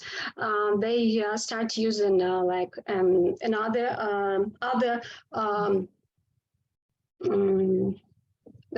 the lengths of these pauses are quite different, and depending on the situation they are. For example, whether the situation is formal or informal, so who is their interlocutor, whether they're family members or just like a teacher. So the surrounding is quite formal for this person. So sometimes this important, I think, within, for example, this matter. Mm-hmm. Okay, thank you, Natalia. Thank you. Thank you. Thank you, Natalia. We wish you good luck in your further research. And Thank you. It will result in a complete research study. And if you have no further questions, we will proceed with prosodic characteristics of a literary character. And so we welcome our postgraduate student, Iryna. Kryvynets, yes, you are here. Hello, Iryna. So she will speak about the prosodic characteristics of the literary character in Bernard Werber's literary heritage. Yes, please. Вітаю всіх присутніх.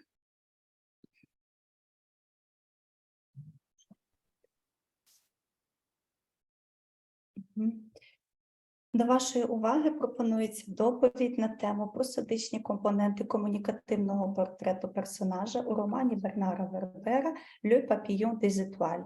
Робота виконана аспіранткою кафедри теорії практики та перекладу французької мови 4-го року навчання у співавторстві з науковим керівником, кандидатом філологічних наук, доцентом Буц Жанною Володимирівною. Бернар Вербер – сучасний французький письменник, фантаст, філософ, володар премії Жюля Верна, автор чисельних літературних творів, які вирізняються своїм оригінальним баченням світу, як земного, так і позаземного, а також поглядами на сучасне людство та можливі наслідки його діяльності. Художній простір письменника – це площина, в якій гармонійно поєднані творчий, науковий, філософський, духовний, релігійний та футурологічний вектори. Художній простір наукової фантастики представляє собою одну з найбільш нереалізованих ланок у дослідженнях з невербаліки. Комплексний аналіз художнього твору передбачає вивчення як мовних, так і позамовних його елементів, що слугують для створення, передавання і сприйняття повідомлень. Вербалізація невербальних факторів мовлення або умовлення невербаліки, термін запропонований Тетяною Федорівною Осіповою, розуміємо у роботі як засіб знакового опосередкування свідомості людини, що визначається з одного боку мовною, а з іншого комунікативною компетенцією. У вивченні специфіки невербальної поведінки, зокрема й просодичних засобів комунікації, вагому роль відіграють такі фактори, як стать, вік, соціальний контекст комунікації, національність, психотип комуніканта тощо. У нашому дослідженні зосередимось на специфіці просодичного оформлення мовленнєвої поведінки персонажів роману «Papillon des Étoiles», а саме науковця-конструктора космічного корабля Іва Крамера та мореплавиці Елізабет Малорі.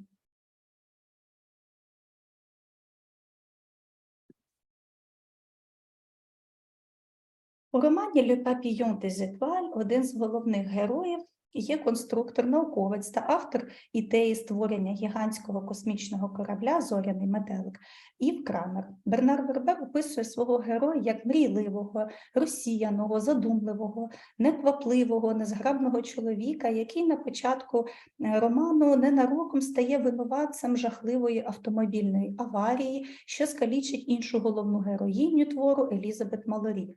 Натомість Ів має надзвичайно амбітну мету – створити гігантський космічний корабель, на борту якого зібрати 144 тисячі людей, які через 1000 років космічних мандрів повинні будуть заселити іншу планету та започаткувати на ній нову цивілізацію. Роман складається з 3 частин, але враховуючи довготривалість художнього часу описуваних подій, персонажі Іва Крамера та Елізабет Малорі існують тільки в 2 перших частинах твору. Просодична складова комунікативного портрету Іва Крамера реалізується у тексті твору відповідно до певного психоемоційного стану героя та його комунікативної ролі у діалогічному мовленні. Так, на початку роману конструктор намагається вибачитись перед скаліченою Елізабет Малорі. Le procès achevé, l'ingénieur rejoignit la jeune navigatrice à la sortie du tribunal pour lui exprimer de près ses plus sincères excuses, bafouiller des regrets et des vœux de prompt rétablissement. Уживання автором дієслов «бафує» означає невиразно говорити, запинатися, вказує на вкрай перегнічений стан героя. Лексема має конотацію розгубленості, жалю, провини, що породжує у реципієнта уявлення про манеру говоріння персонажа, а саме емоційно пониклий тон, низький тембр, уповільнений темп мовлення, нейтральну інтонацію.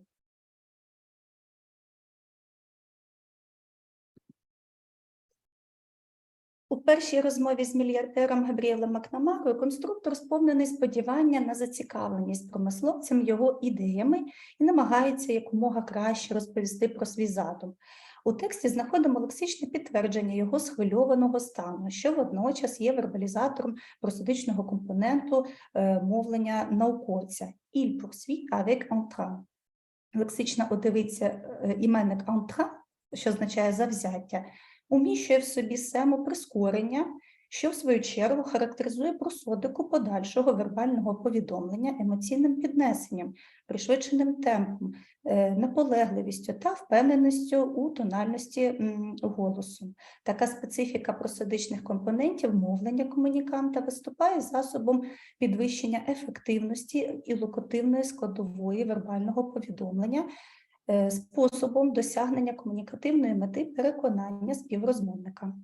Окрім цього, вважаємо, що вказівка автора на просодичні елементи невербальної поведінки героя, який із запалом говорить про свою роботу, майбутній проєкт, в цьому випадку слугує додатковою складовою, що формує загальний художній образ персонажа, відданого своїй справі науковця, одержимого фантастичною метою. Переживання Іва Крамера щодо реалізації космічного проєкту впливають на його невербальну поведінку, що омовлюється у тексті твору лексичними одиницями як з позитивною, так і негативною конотацією. Наприклад, роздумуючи над технічними складнощами, у мовленні науковця відчутне хвилювання. Є приклади на слайді, розгляньте, будь ласка. Дієслово «dépleurer» означає «жалітися», передає відчай вченого, його страх, що втілити задумане не вдасться. Натомість лексема «murmurer» – «шепотіти» вказує на замислений стан героя, який не хоче здаватися, він шукає рішення проблеми, продовжує вірити.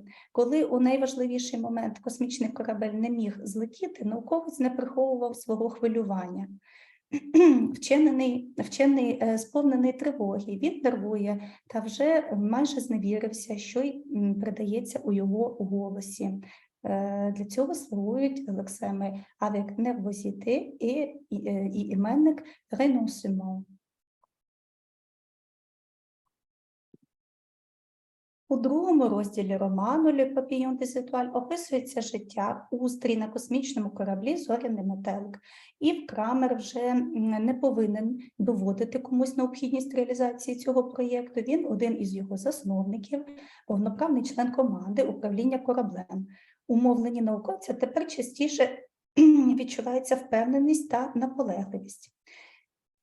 Лексеми, що вербалізують просодичні особливості мовлення науковця, а саме дієслова «gronder» – лаяти, «lancer» – кинути, різко сказати, «crier» – крикнути, мають спільне семантичне навантаження, голосне вимовляння, що характеризується впевненістю мовця. Окреслені лексичні одиниці надають певних характеристик просодії мовлення героя, а саме різкий тон, пришвидшений темп, наполегливість висловлювання, що відображається інтонацією та тембром. Натомість варто зазначити, що у справах романтичних, і в Крамер дуже ніжний, стриманий, дещо несміливий. У спілкуванні з коханою Елізабет Малорі він говорить тихим голосом, на що вказує часте уживання в тексті дієслова «murmurer» – «шепотіти».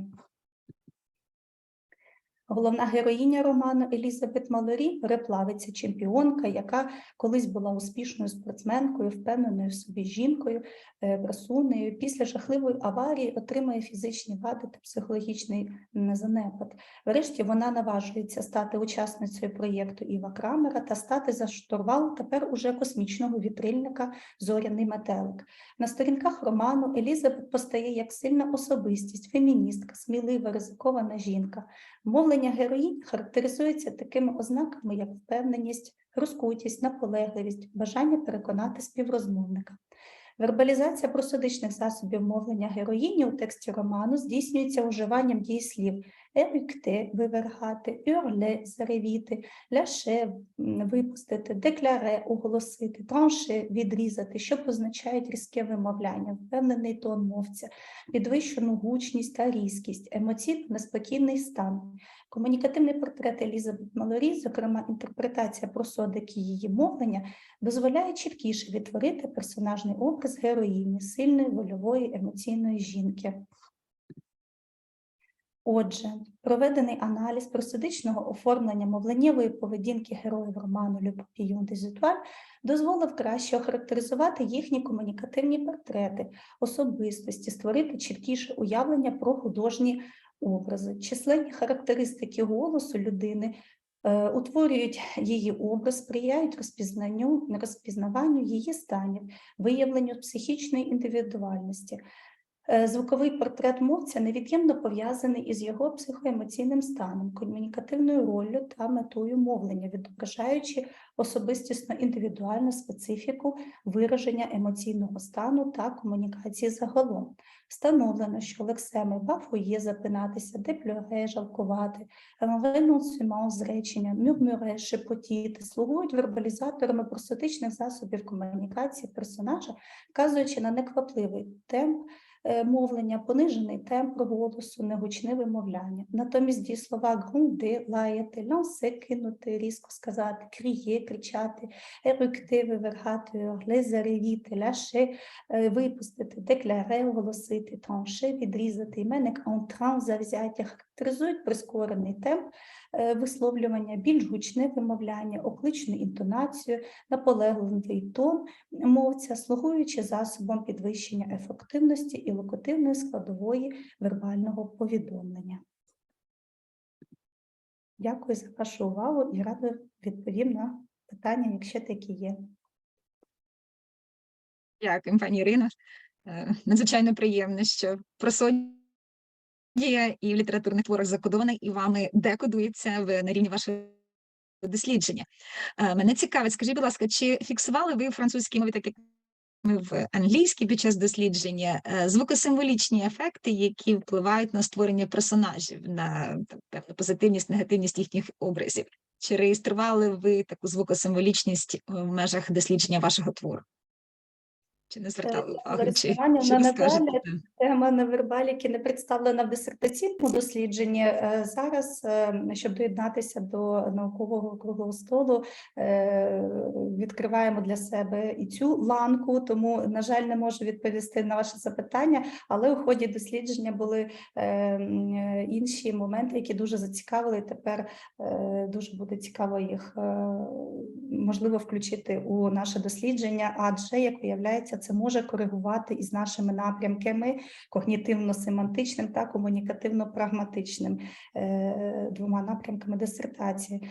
Виявляється, є поняття невербального концепту, то будемо досліджувати. Дякую. Щиро раді, що ви побачили цей аспект вагомий для нашої комунікації. Dear colleagues, do you have any questions? Iryna? We wish you good luck. Дякую дуже. Okay, and hope to see your final dissertation presented to our colleagues at Linguistics Seminar. Не чути. Hello, hello. We have one more speaker, and this is representative of Kyiv School of Phonetics, Inna Humeniuk. Інна, не чути мене, я зникла, да? Вибачте, ви трошечки вас видно, але не Я чути. буду на вибачте. Inna, yeah, we welcome Inna Humeniuk. She is currently studies.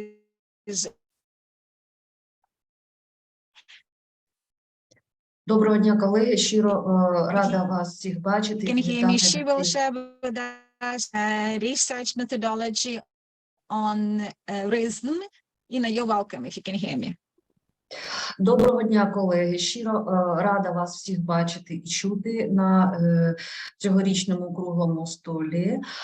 Хочу представитися, перш за все. Я є викладачем кафедри іноземних мов Сумського державного педагогічного університету імені Антона Семеновича Макаренка. На даний момент я виконую дослідження, беру участь у програмі для українських науковців, які знаходяться в зоні ризику. Програма від фундації Гамбурзького університету. Я виконую своє дослідження на факультеті гуманітарних наук, Інститут англістики та американістики. Мій науковий керівник – доктор, професор Роберт Фукс. Темою мого дослідження є вивчення мовного ритму українців-білінгвів, тобто українців, які розмовляють англійською мовою як другою. І сьогодні моя доповідь стосується інструментального аналізу мовлення українських білінгвів. Отже, багатовекторність сучасних досліджень міжкультурної комунікації саме свідчить про сталий інтерес науковців до проблеми білінгвізму, який розглядається як багатоаспектний феномен. І на сучасному етапі розвитку лінгвістики білінгвізм дедалі частіше стає об'єктом інтегрованих досліджень на перетинах соціолінгвістики, культурології, психології тощо. І крім того, проблема білінгвізму привертає увагу і закордонних, і вітчизняних фонетистів, які вивчають мовлення білінгвів на сегментному, а також і на надсегментному рівні. І не менш в цьому зв'язку вбачається і не менш цікавим синергетичний підхід до вивчення мовлення українських білінгвів. Проте, на нашу думку, спостерігається певна прогалина в дослідженні ритмічної підсистеми мовлення білінгвів. Отже, метою започаткованого дослідження є вивчення особливостей ритмічної організації українців-білінгвів шляхом інструментального аналізу. Стосовно ритму, вибачте, видно? Видно. Вибачте. Ритм пронизує всі аспекти нашого життя, і якщо ми подумаємо про ритм, замислимося, то ми розуміємо, що все наше життя підкорене ритму. І зазвичай, якщо в загальному такому розумінні розглядати ритм, то це може бути рівномірне чергування будь-яких елементів, і мовних, і звукових, і зображальних, циклів життя, фаз, процесів, явищ у відповідній послідовності. У нашому дослідженні ми розглядаємо ритм як рівномірне чергування подібних та взаємозамінних мовних одиниць, які виконують ряд функцій. Ви можете бачити це на слайді. Щодо мого конкретного дослідження, то для здійснення саме акустичного аналізу нами були розроблені програма і методика експерименту, етапи якого визначалися згідно загальновідомих програм та методик експериментально-фонетичних досліджень.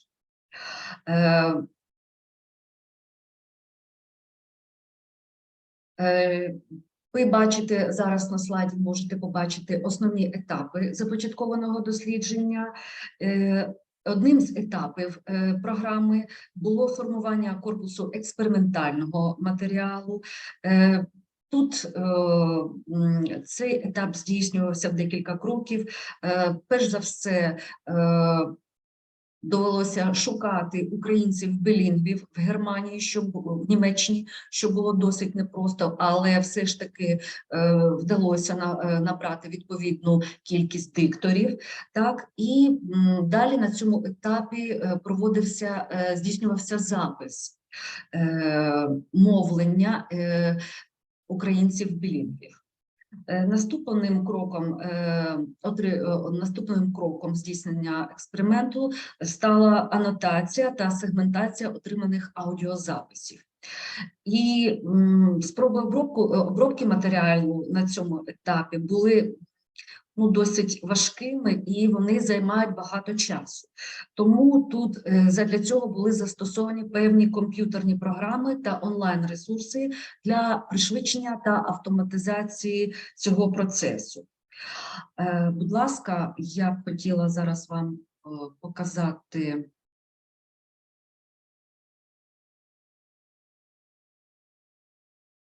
Так. Отже, для цього використовувалися програми Darla та WebMouse. Якщо комусь буде цікаво, в кінці я подаю список джерел, є посилання на ці джерела. Зараз я б хотіла повернутися до цього етапу. Отже, щодо анотації, сегментації та транскрибування. WebMouse, цей онлайн-ресурс був застосований для примусового фонематичного вирівнювання. І отримані сегментні файли у форматі TextGrid також було відкориговано вручну в програмі PRAT. А саме тут перевірялася коректність транскрипції та фонематичних границь для кожного сегменту.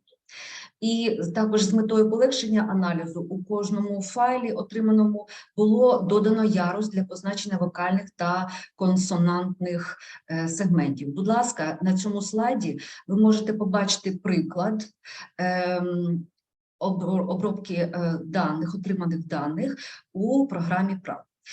За приклад взято фразу «Please call Stella», і тут ми бачимо, якщо подивимося на цей малюнок зверху вниз, бачимо осцилограму, спектрограму, далі декілька ярусів, які додавалися в PRAT. Це перший ярус – текстова сегментація, далі транскрипція, потім йде фонематична також сегментація і вокально-консонантна сегментація цієї фрази. І таким чином у програмі WebMouse та PRAT оброблявся кожний зразок, кожний аудіозапис диктора. Щодо матеріалу. Матеріалом для нашого дослідження слугували озвучений текст та інтерв'ю за презентацію. На цьому слайді ви можете бачити приклад презентації, яка використовувалась для інтерв'ю. Інтерв'ю і начитувані тексти були англійською мовою. Щодо методів та інструментів. Наступним етапом зараз проходить інструментальний аналіз, який полягає у знятті акустичних вимірів, а саме тривалості вокальних сегментів. І також відбувається фіксація у матриці для кожного диктора. Методи, які застосовуються для здійснення експерименту, це кількісний аналіз, і потім буде проведено також статистичний аналіз отриманих даних. Також програмою започаткованого експериментального дослідження передбачена статистична обробка отриманих акустичних даних, і для коректної оцінки стандартних відхилень застосовуватиметься відсотковий коефіцієнт варіації тривалості голосних, а також індекс парної варіативності вокальних інтервалів. Ну і поки що дослідження триває. Ми вважаємо, що статистичне підтвердження результатів здійсненого акустичного аналізу дозволить дати коректну лінгвістичну інтерпретацію емпіричного дослідження ритмічної організації мовлення українських білінів. Дякую всім за увагу і, будь ласка, я готова відповісти на ваші питання. З радістю відповім, якщо вони. Дякуємо щиро. Валерія, Шановні будь колеги, ласка. які будуть запитання? Валерія, запитання. Дякую за чудову презентацію, дуже цікаво, особливо враховуючи, що один із моїх супервізорів приймав, скажімо так, стояв на витоках формування цього Varkov and NPVI індексів, тобто дуже приємно бачити, що це також застосовується і в дослідженнях української мови і так далі. Я хотіла запитати, чи є якийсь, чи була якась особлива причина, чому ви обрали WebMouse як систему для анотації? Чи розглядали ви якісь інші варіанти? Так, дякую за питання. Так, я розглядала інші варіанти, але справа в тому, що інші варіанти для анотації не зовсім підходять для моєї системи, яка встановлена в моєму комп'ютері. Ви розумієте, є Mac-система та Word-система, Windows, вибачте. Тому я обрала WebMouse. І для нашого експерименту це виявилося досить таким зручним і простим інструментом у використанні. І, в принципі, це задовольняє потребам і вимогам започаткованого дослідження. Ага. А якщо, я так розумію, ви використовували якийсь інший ресурс, так, Валерія? Справа в тому, що ми користувалися WebMouse дуже багато разів, але зараз ми переходимо на інший елайнер, так званий Montreal Foster Liner.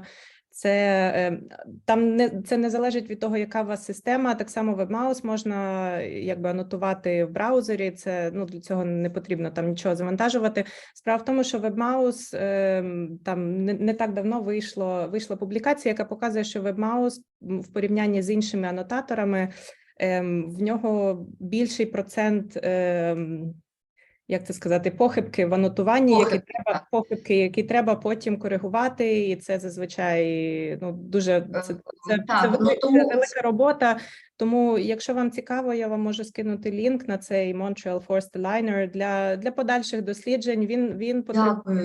Я вам буду дуже вдячна, Валерія. А можна з вами буде, вибачте, ви, здається, в чаті надсилали? Я можу надіслати в чаті свій емейл, якщо ви хочете, ви мені там напишіть, я не Добре, знаю. я б з вами зв'язалася, я б дуже рада з вами поспілкувалася з цього приводу, Валерія, якщо можна, будь ласка. Пишіть, будь ласка, пишіть, якщо там будуть питання по статистиці чи по цим measures, які... Я так думаю, що вони виникнуть. Якщо ви в мене питаєте, я проходжу це вперше, і я роблю це сама просто. Не в команді, тому так. Дякую вам, дуже дякую. Будь ласка.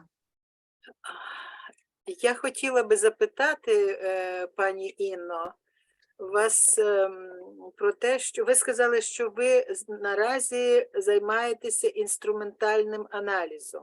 Так.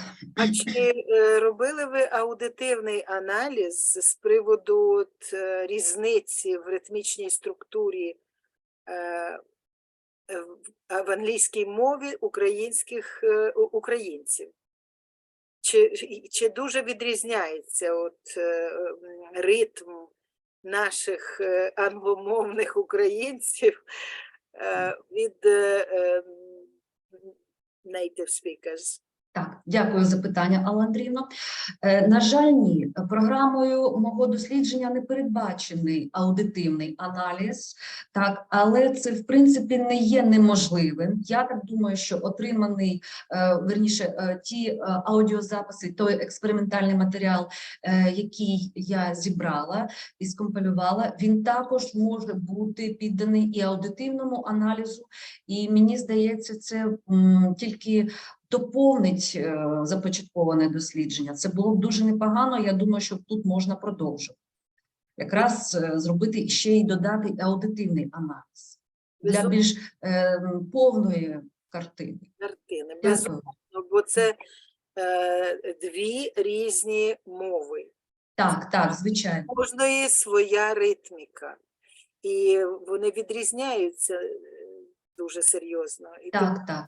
як от... Я з вами цілком погоджуюся і думаю, що тут може і буде цілком логічне продовження. Так, дякую. Дякую. Лариса Іванівна, можна? Так.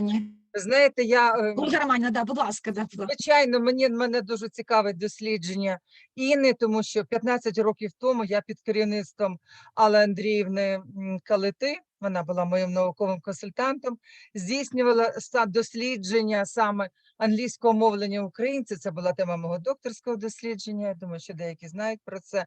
І мені було б дуже цікаво якраз послухати, що зробила Інна, знаходячись в Німеччині і здійснюючи інструментальне дослідження. І моє запитання, воно майже співпадає з запитанням Алли Андріївни, тому що у нас, от в нашому дослідженні, взагалі, в нашій методиці, ми спершу проводимо аудитивний аналіз, а потім вже ми для підтвердження певних своїх гіпотез і того, що ми результатів дослідження, ми здійснюємо вже акустичний аналіз. Я бачу, Інна пішла іншим шляхом. Спершу буде аудитивний аналіз, але потім може буде інструментальний, потім аудитивний. Ну, не знаємо. Звичайно, це і не дослідження, її краще знати, як це треба проводити.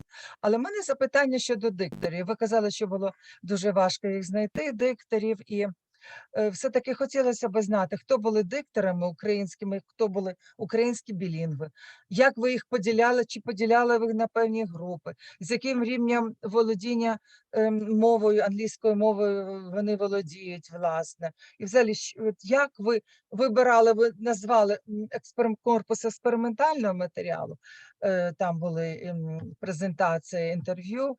Будь ласка, уточніть дикторів і матеріал досліджень. Мене просто це цікавить. Дякую за запитання, Ольга Романівна. Отже, перша частина питання щодо дикторів. Диктори обиралися серед українців, які знаходяться в Німеччині. Так. Це були люди віком від 18 до 43 років.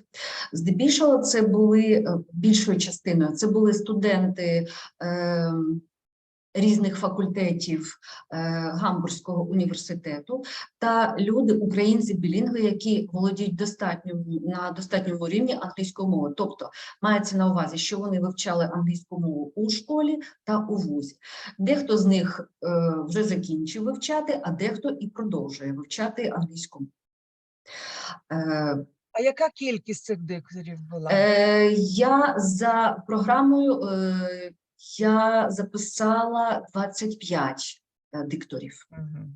25. Щодо поділення на групи, це не передбачено програмою мого дослідження, але якщо можливо поглиблювати це дослідження, якось розвивати далі, то можливо це буде слушне ваше зауваження. Я так розумію, ви хочете сказати, що можливо краще їх поділити за рівнем володіння мовою англійською і побачити, що де в яких групах. Так, я думаю, це можливо, згодом це може бути можливим, тому що хоча всі вони вивчали англійську мову, всі вони нею непогано володіють, але ж все-таки на різному рівні. Все-таки на різному рівні, і в анкеті вони зазначали і знання і української, і англійської, і навіть деяких інших іноземних мов, якими вони володіли. І, звичайно, вони самі визначали свій рівень. Тобто, як ми звикли, А, Б, С. Звичайно, не було, можливо, там українська або російська навіть були це як рідна мова, а англійська все-таки йшла як друга, тобто це рівень Б1, можливо, Б2. Приблизно так. Щодо, вибачте, друге питання. Матеріал дослідження. Щодо матеріалу. Отже, матеріал запропонований мені був моїм науковим консультантом, керівником, доктором Робертом Фуксом. Тобто я йшла за ним, так як він це робив, за його методикою. Матеріал взято з Кембриджської бази, Кембриджського університету. І, до речі, вона взята, цей матеріал з Forensic Study. Ось там конкретно цей текст був, який начитувався, це поліцейський звіт. І я пропонувала вам слайд як приклад, презентація, за якою ставилися питання, а диктори відповідали на них. Тобто це було проведено як інтерв'ю, співбесід. Дякую. Тобто фактично ви на сьогоднішній день володієте лише матеріалом, начитаним дикторами українськими білінгвами, і ви їх не порівнювали ще, наприклад, з матеріалом носіїв мови, так? Поки що ні, я поки що роблю акустичний аналіз, так. Добре, дякую. Дякую вам за запитання. Успіху. Дякую вам. Дякуємо. Ритм, безумовно, так, як і тембр, далеко не досліджене явище і потребує ретельного підходу, і ми вам бажаємо успіху лише і готові допомогти співпрацювати. І дякуємо Валерії за підказки і спрямування в інструментальному напрямку досліджень. Шановні колеги, чи є у нас, dear colleagues, I also have prepared a brief presentation on subliminal effect. Can you hear me? Yes. Well, we have overused the time, but I think I will have my, I will share with you a bit of my research results. Can you see my screen? Yes, we can. Okay.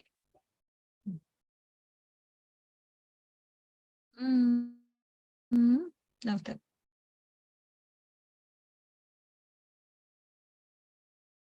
Okay, wanted quickly to, yes, cannot unfold problems today. You know that I'm a representative of Kyiv School of Phonetics headed by Alla and Iryna Kalita, and one of the aspects to be researched in our phonetics circle is the subliminal influence of speech upon the interlocutor.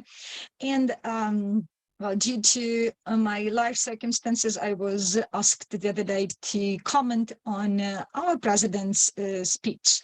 So therefore, I have come up with some summary to share with you about my findings. Certainly no doubts that we, as any person, we find ourselves in every life situation being accompanied by subliminal influence.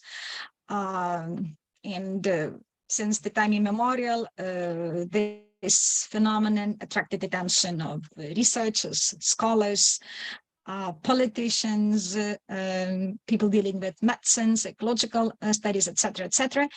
And in our school, we have come up with the decision that the subliminal influence can be fully researched only by way of using methodology of speech energetic theory, since, you know, this phenomenon permeates us subconsciously rather, well, both consciously, but rather subconsciously, we undergo this influence.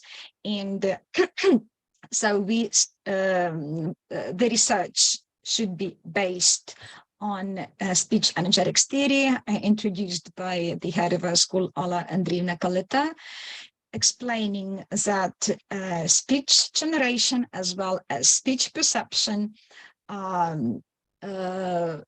it should be studied with the use of interdisciplinary research methodology. It has the psychophysiological nature, and here is the very idea introduced by Alla and Iryna about energetic approach, explaining that both speech production and speech perception is the result of the stochastic processes occurring in our spheres of both conscious and subconscious and unconscious. And this the stochastic interrelation of these different means permeating the spheres, they result in the interplay of linguistic and paralinguistic means. And here is the famous arrow introduced by Alla and Iryna, based on topological scheme suggested by Freud, who introduced such notions as subconscious and unconscious sphere. So it is a well-known fact that our conscious sphere controls only our lexicogrammatical means, maybe to some extent phonetic means, which are other cliche patterns, but paralinguistic means, as we can see on the scheme, facial expression, gestures, or body movement, posture, and intonation means, as well as well, a number of extralinguistic means. They are beyond our conscious perception, so they are immersed into sphere of unconscious. Okay, so this, once again, this arrow represents the redistribution of energy. You know, this arrow ends in communication as a pragmatic effect produced by the interrelation, interplay of linguistic and verbal and non-verbal linguistic means.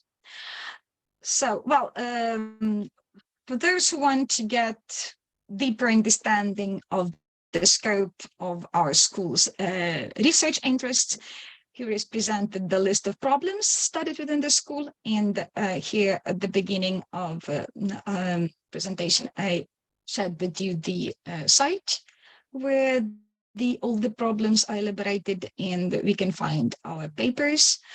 But yes, my aim is kind of have preliminary insight into how verbal and non-verbal means interplay, producing the subliminal suggestive influence upon the recipient. Okay, and the idea is, of course, that while speaking and then while receiving information, first of all, the speaker perceives the correlation of verbal means. Verbal means evoke certain pragmatic response, and as a result, pragmatic response influences the choice of our intonation means. And intonation means, in the first place, perceived by the listener. Here you can see the number of terminology used to denote subliminal influence, since it is, yes, a complex phenomenon, and in textbooks, in research papers, we can come across a number of terminology, a number of notions like communicative influence, persuasive influence, persuasive discourse, persuasive communication, suggestion or suggestive influence, as well as manipulation or neurolinguistic programming. So all these notions, they denote certain influence upon the interlocutor. Rather often we come across the confusion between subliminal influence and manipulative influence. Usually what the conclusion is that manipulation, well, they are both kind of tactics that can be that can influence the behavior of a speaker, as well as can influence the thought pattern of an interlocutor. But manipulation usually involves both direct and indirect means that presuppose the deliberate influence. Usually it is connected with certain negative influence by way of lying, withholding information, using flattery or charm, using threat, etc., etc. So something negative. We speak about rather subliminal effect, which is achieved by subtle cues or stimuli. Of course, that they are below the threshold of our conscious awareness. But again, yes, these stimuli influence our behavior and thought pattern. Traditionally, subliminal stimuli are connected with our subconscious responses to music, different sounds, to different sensory cues that capable of evoking our associations, feelings, etc. So we can respond subconsciously to these stimuli. And according to Alla and Iryna's research and our team, so usually the purpose of this influence, subliminal influence, can result either in encouraging recipients to certain actions or restraining recipients from certain actions. These types of influences can be either spiritual, that is related to the information or changes of ideas, views, performance, just perception of the reality, or this encouragement or restraining from action can be physical, that is related to activities in the surrounding world, okay? So that is the answer's question, why we use subliminal effect. Another question is how to use it. At this point, I'm just reminding, this is just a reminder to everybody, I'm sure you're well aware that we perceive information through various channels, okay? And the information, which of course can be of different origin and nature, received via visual, auditory, tactile, olfactory, and gustatory receptors. And the visual channel, as we all know, has the maximum potential of information capacity, since it helps individual to receive up to 90% of the total information. So that's the visual channel. I mean, here we are to consider the nonverbal means such as gestures, mimics, body posture, as well as infographics comes to the forefront of research these days, multimodal means of communication, which also have the capacity due to visual channel of influence the recipient. And well, some other statistics or facts or percentage known to phonetic scholars, that 65% of information which we perceive comes through nonverbal means of communication, 35% by verbal. This is according to Bert Wissler, the founder of kinesics. That was in 1970. More recent research by Mehrabian proves that up to 93% of information are transmitted non-verbally. So it should be considered while studying the all kinds of verbal, non-verbal behavior, verbal and non-verbal behavior, but subliminal influence in particular. Among these 93% of information, 38% belong to the sphere of prosodic means, 55% kinetic means, gestures, face expression, body posture, etc. So my point is just for everybody to keep in mind how important nonverbal means of communication are, and it's just we should be aware while teaching and while communicating, we should be aware of our nonverbal behavior.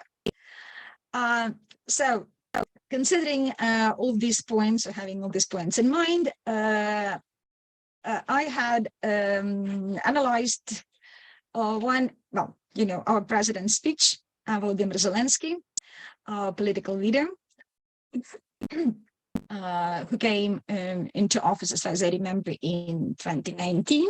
And since taking his office, he has delivered a number of political addresses, public addresses in various issues affecting Ukraine. That was pandemic time, conflict in eastern Ukraine, corruption, economic crisis, etc., etc. And he is known for using maybe some non-formal, informal language in his public addresses. That is, I would say that he's noted for the departure from the formal style typical of his predecessors. And he is also noted for communicating directly to our audience, via a number of his messengers.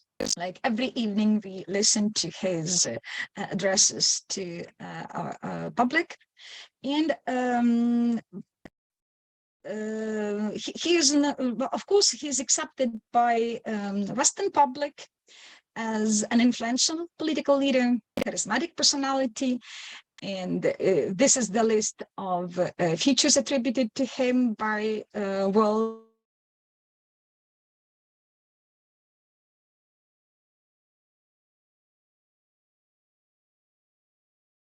public, as a person performing intelligence, self-confidence, persistence in his actions. He can inspire. Of course, he also, self-confidence in a way. So all these features let us qualify him as a public leader. And another features which, well, as a result of my poll, result in these qualities due to which a person can influence interlocutors, and we can qualify his speech as the one which has subliminal potential. So it can establish emotional relationship with the audience, with the person, can form conceptual basis of the listeners, okay? Just making the listeners be committed, making them do what should be done. We perceive ourselves as a collective identity, okay? We feel that our confidence is boosted up, and our collective self-esteem and sense of self-worth is also boosted up. So these characteristics prove that speech has subliminal influence. And just for the analysis, I chose one of I would say memorable and powerful speeches delivered by a president at a joint meeting of US Congress, when he thanked the US states for its support and in these ongoing actions between Russia and Ukraine, and pleaded for further aid. I have the link to his speech, and there are some extracts of those notable, powerful quotations. And as a summary, what makes, or by which means he achieves this influence upon the interlocutors, resulting in subliminal effect. Here is a summary. You can see that this is the repetition. Just a second. Yeah, first hypophora. That is the technique used by him rather often, that when he asks the question and immediately answers the question, which is interesting, that he always uses pausation. On the one hand, allowing the interlocutors to feel as if they are in the dialogue and with the speaker, and he draws attention to, or he already implies the answer, and the audience feels that they are, on the same, as we say, tune, yes, within the same emotional scope of feeling. Okay, so prolonged pause helps here to involve the listener in his dialogue. Another feature that he uses a number of parallel constructions. Okay, structures having the same syntactic or grammatical structure. They have the same rhythmic patterns, the same duration, and due to having the same intonation patterns, listeners feel this influence, by way of insisting, repeating, engraving into mind the same key ideas by the emphasis. I know that everything depends on us, yes, and Ukrainian armed forces. That so much depends on the world. So much in the world depends on you. And there's a number of similar examples. Then the use of rhetorical questions. Again, emphasized by prolonged pauses. You can see the examples here. Could I be Nazi? All kinds of repetition. At the prosodic level, these repeated words or lexical units, they're always highlighted by nuclear tones, by pauses. and regular rhythmic patterns. I would say that rhythm here plays the most crucial role in conveying the idea. Here we have, I have highlighted the words which are repeated and which acquire emphasis in his speech. Okay. And yeah, he as well as he repeats these keywords, maybe in a different structure, again, acquiring additional prominence by way of, on the one hand, being repeated, on the other hand, by having high polynuclear tones of the wide range, slowed down rate of its movement and posation. Okay. Since he is known for making jokes, lots of jokes, he also likes wordplay in his speeches. So here we see the word patriot as, well, air defense batteries. He asks for the support of which with patriot of Ukrainian patriots. Okay. Again, words which are contrasted, words which he draws attention to, they are highlighted at the level of prosody. So I'm not dwelling into metaphors, similes, metonymies, a number of other stylistic means which are always emphasized in his speech by prosodic means. Another interesting thing is, the thing which the listeners paid attention at, the use of quotation. So that's right here. That's how he both explicitly and implicitly appeals to history which has already proven to have influence upon our present life. This is also something which attracts attention by the listeners, and as I mentioned, they believe that it has a subliminal effect. Here, there's an example of quotation. He applied to President Franklin Roosevelt's speech to the nation, quoted him, and I would say it gave him credit during his speech. Well, of course, his language is persuasive. He uses a number of imperative. Of course, his voice tempo, quality of his voice tempo produces confidence by the speaker, and falling categoric patterns with the widened voice range, they dominate, they're predominant in his addresses. So summarizing, well, as I mentioned, posation, rhythmic patterns with parallel intonation patterns, all they create the so-called isochronous pronunciation of adjacent intonation groups. So this identity of intonation patterns and rhythmic structures with the falling tones of the same rate, duration of pauses, the correct, all this plays in favor of making audience the part of his performance. Okay, so all this creates this subliminal influence upon the recipients, well, maybe evoking certain associations, but as my informants mentioned, they feel the part of what he's saying. So they feel the part of the, I wouldn't say crowd, but of the community working for the same aim. That was the most crucial or influential point of his speech. Well, of course, this is only one, I would stop here.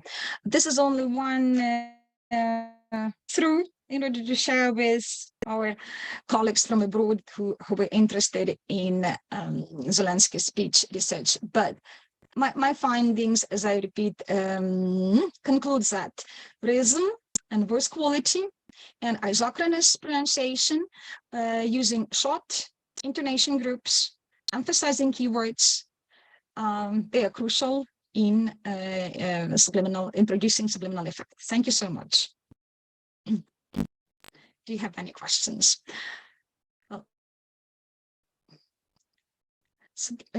Yes, Olha Petrivna, you're welcome. Yeah, thank you very much. I have not so much a question, but a comment and a suggestion. Yes, I would like to say that I do appreciate a lot what has been already done in the environment of Alla Andreevna's school and this phonetic phonetic milieu, so to say, prosodic milieu. Moreover, because what you are doing, making an emphasis, making just an emphasis on energy, is a very promising area, and it's only natural that it started with phonetics, prosody, intonation, etc., but it's moving on into a new paradigmal shift. That's my idea, my hypothesis, and well, there are more and more arguments to prove it.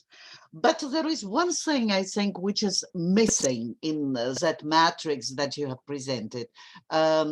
You've said about how and why, but in fact there are two whys. If we take into account the German, the discrimination between these two whys. One why is wozu, that is what for, and the other why, I can guess, is warum. So what's behind it, you know? So the question is, what the mechanism of, well, the engine of energy emanation and energy generation, or vice versa, energy generation, energy emanation, and you've mainly mentioned and characterized in great detail energy influence, energy impact, the effects.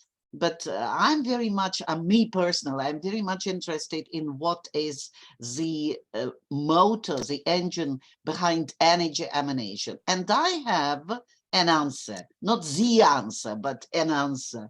I think that is tension. Tension, any sort of tension, prosodic, semantic, textual, narrative, etc., physiological, whatever. And in this respect, I think that is something which might be also added to your matrix and studied experimentally too. As for theory, I may suggest a wonderful book by our German colleague from the University of Graz, Alvin Phil, whom I know well, and I have this book, but the book is in German. That is Das Prinzip Spannung in Language and Literature. So in fact, he considers, and I agree, I solidarize with him, that tension can be traced at different angles everywhere. And that is one of the sources of energy, which in fact is a comprehensive phenomenon, so to say. Well, thank you very much. And well, I hope that you will move further and further in the direction together with us. Yes, thank you so much. Absolute tension, it is, yes, one of the components, so to say, element of energetic flow of speech, okay? And what we aim at is to study how this energetic flow, tension including, influences the interlocutor by using experimental techniques. And as Alessandro mentions in her paper, that we do have numerous devices at this stage of our life which can satisfy this need. I mean, we can measure already by using tomographic scanners, yes, measuring our blood pressure, etc. How this energetic tension influences interlocutor directly at the physiological level and the psychological level. So of course, there's lots of room for further research. I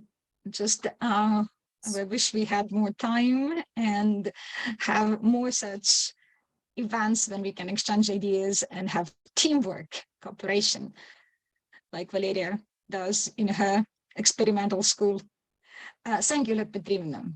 I suggest that there might be a special seminar, probably multidisciplinary, interdisciplinary, where tension as a phenomenon can be looked at from different perspectives. Absolutely. Yeah, of course, using verbal, non-verbal specificity, cognitive linguistics, etc. Dear colleagues, yes, we've been overusing. Shall we have a brief? It's a pity. Something wrong with sound. 5 minutes break. let's have a break, perhaps, and after break, the link will be perhaps better. Let's hope for the best. Now, what's the duration of our break? Well, 5 minutes. 5 minutes, perhaps 10 minutes. Minutes, yeah.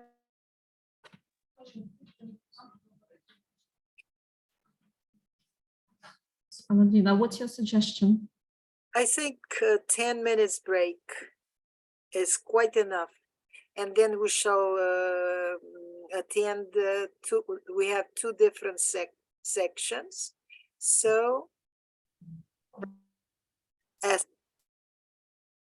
well, and I would like to hear the explanation why do you think the pronunciation of interjections differ?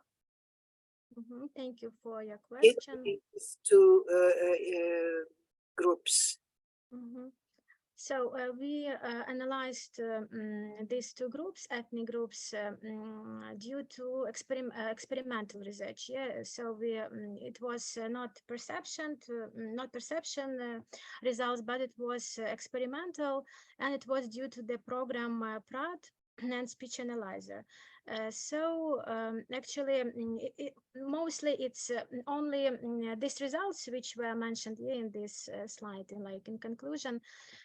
And in previous graphics, they illustrate the results of the program. So it's like we implement, we cut down, we select that interjections, sentences which contain interjections, and then we implement them into the program.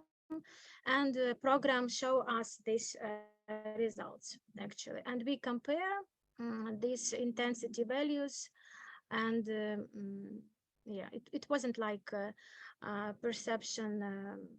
It wasn't speakers who were listening or who were this. Yes, actually, it was just experiment. Due to the program. There is the result due to the program. I see, but somehow, judging from your own experience, can you foresee the reason for this difference? Actually, these two groups, ethnic groups, were taken from the films, and where the material was films and material was talk show.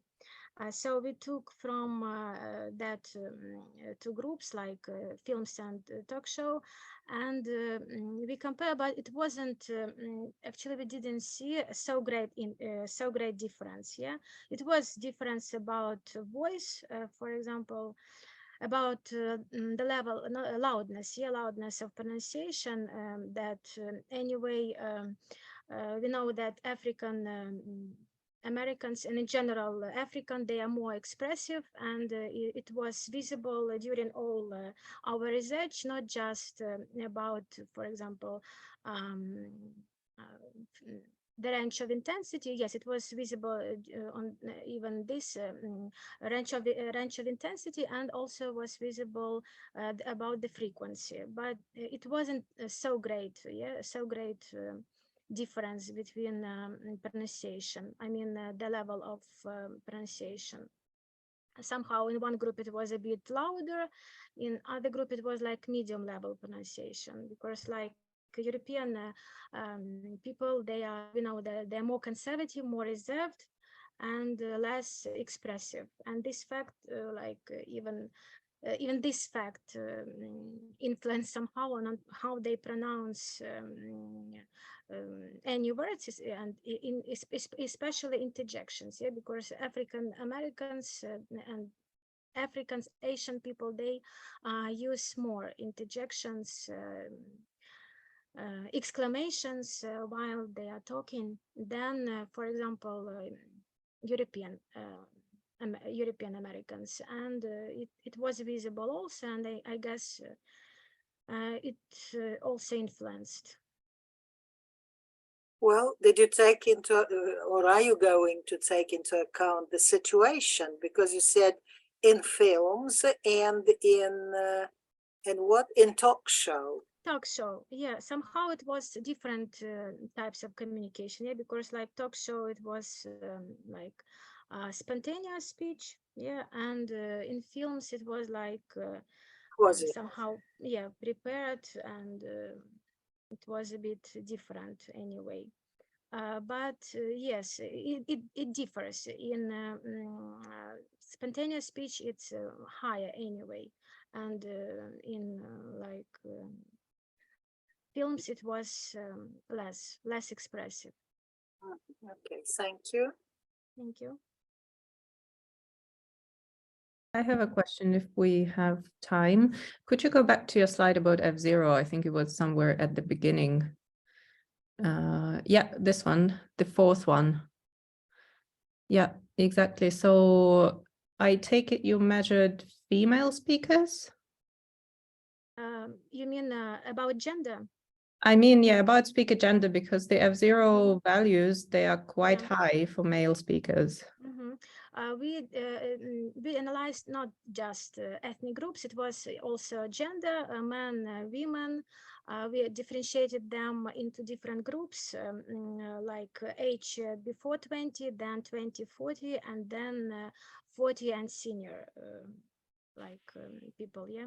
And anyway, the usage of, if we are talking about generally about interjections, of course, young people use more interjections. I mean the category of before 20, yeah.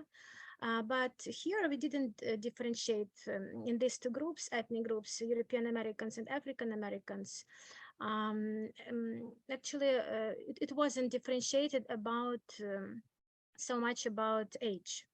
Just no, my question was about speaker gender, because when comparing interjections, you know, and so my question was rather, which interjections did you analyze? Like, are these values for the same interjections, or are they lumped together for interjections, I don't know, containing different vowels? Because intrinsic F0 depends on the vowel very much.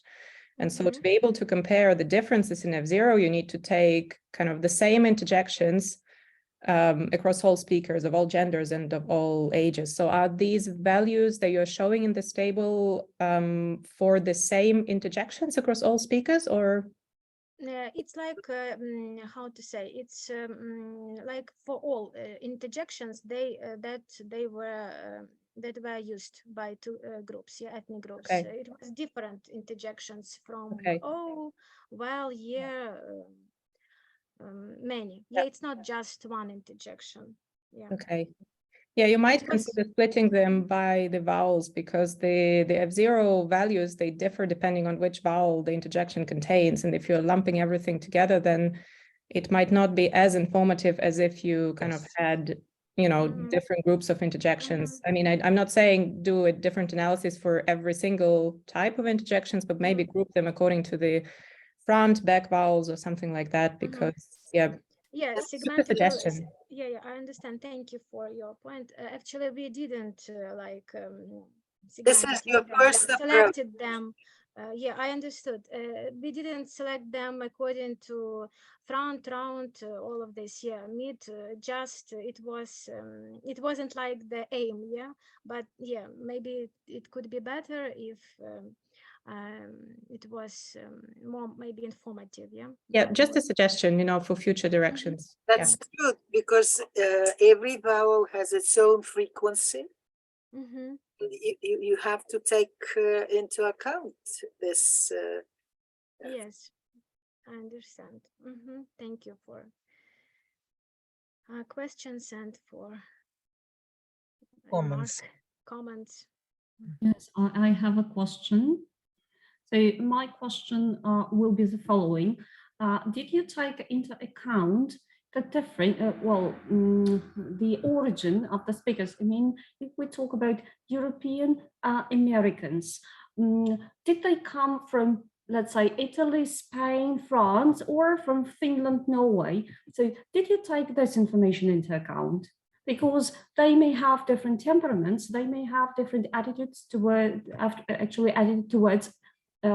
interjections. Thank you.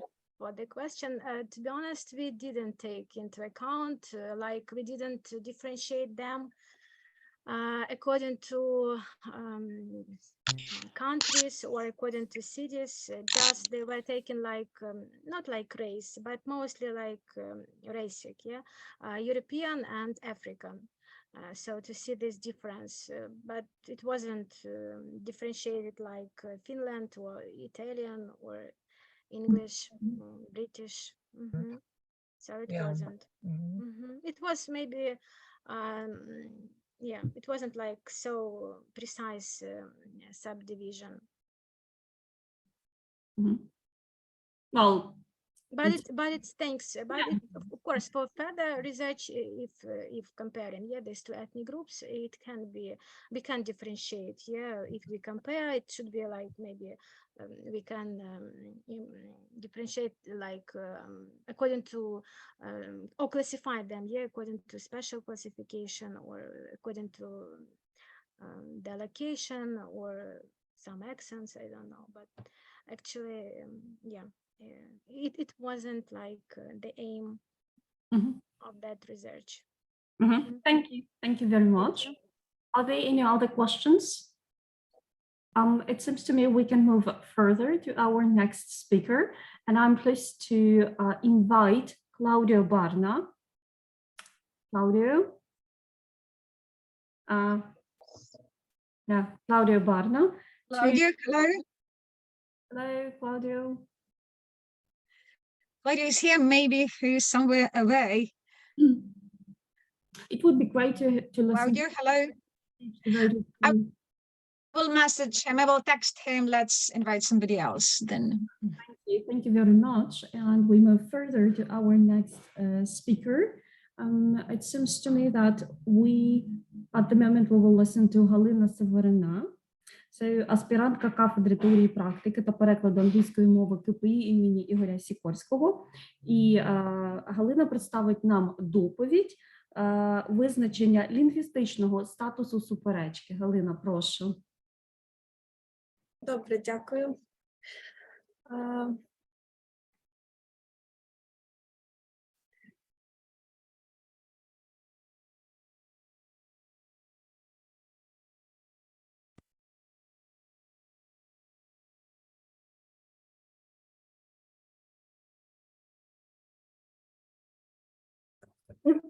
Першочергово хочеться сказати, що суперечка вже давно є предметом дискусії багатьох вчених, і почалося це вже давно, ще з 4 століття, напевно, до нашої ери. Почалося це з Сократа, і він вперше почав говорити про суперечку як мистецтво, тому на сьогодні це є досить актуальною темою, оскільки суперечка це те, що призводить до істини, те, що веде до істини, і саме в суперечці породжується істина, як казав Аристотель. Саме з нього почалося вивчення такої собі філософської дискусії, як саме досягати в суперечці істини, які використовувати методи лінгвістичні, паралінгвістичні, як ми зараз їх називаємо.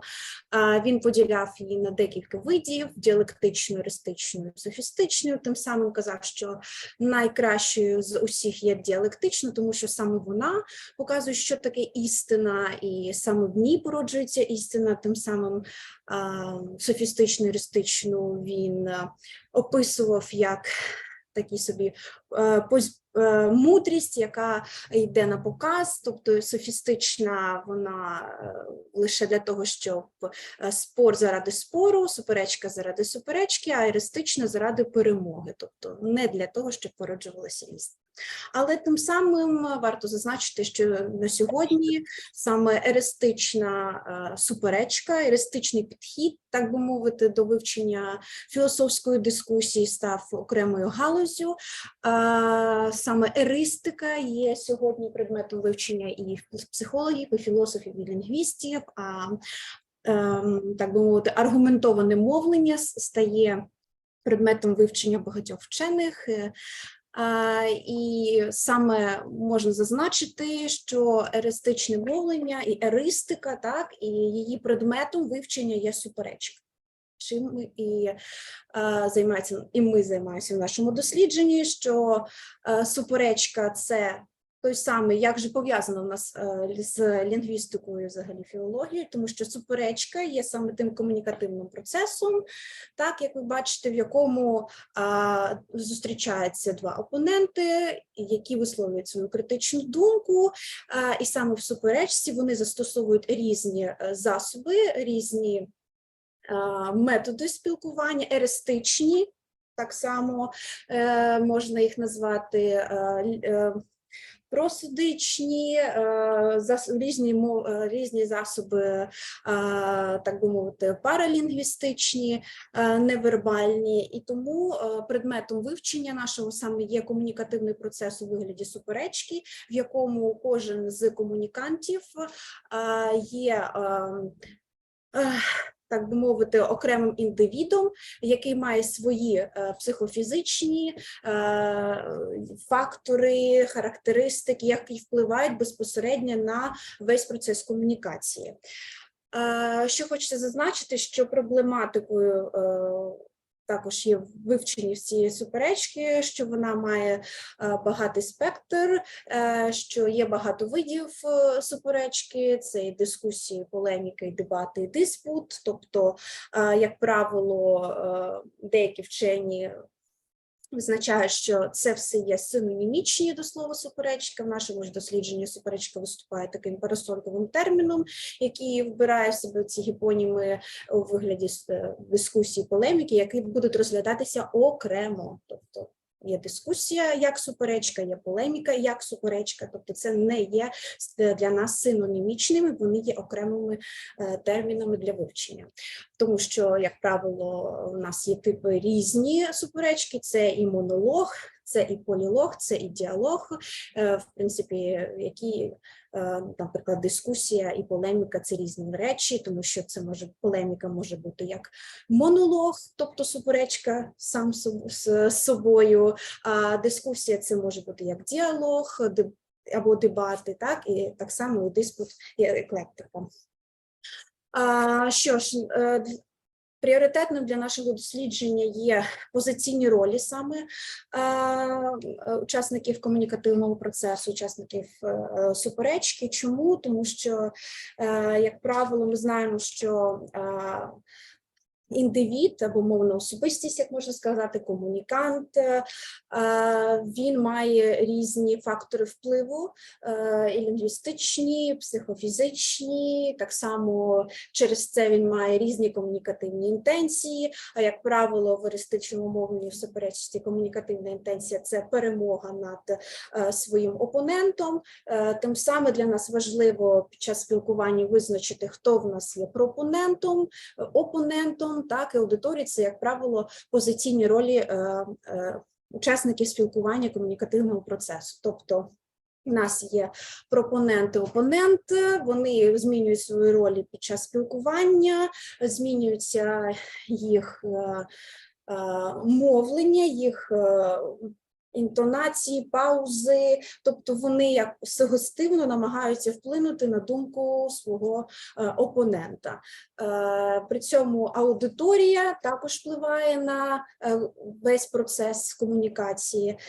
Тим самим можна зазначити, що пріоритетним також для нашого дослідження є визначити саме всі фактори впливу на особистість, тим самим визначити її лінгвостилістичні особистості, психолінгвістичні, створити психологічні моделі, визначити, можливо, психотипи особистості та зазначити, звісно, їх диференційні ознаки в плані просудичних засобів, вербальних, паравербальних, невербальних, які тактики застосовує особистість під час спілкування, які має комунікативні інтенції, і як кожен з тип особистості впливає один на одного.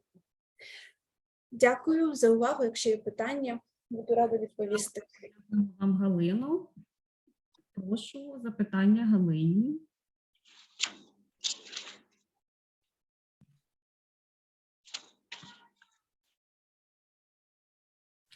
Я хочу лише побажати успіху, тому що я розумію, що Галина лише почала своє дослідження і ще попереду дуже багато роботи. Так що я вам бажаю, Галино. Дякую. Маючи перед собою такі гарні зразки фонетичної київської школи, тих людей, яких ви вчитеся, я думаю, що ви зробите гарне дослідження. Так що всього вам найкраще.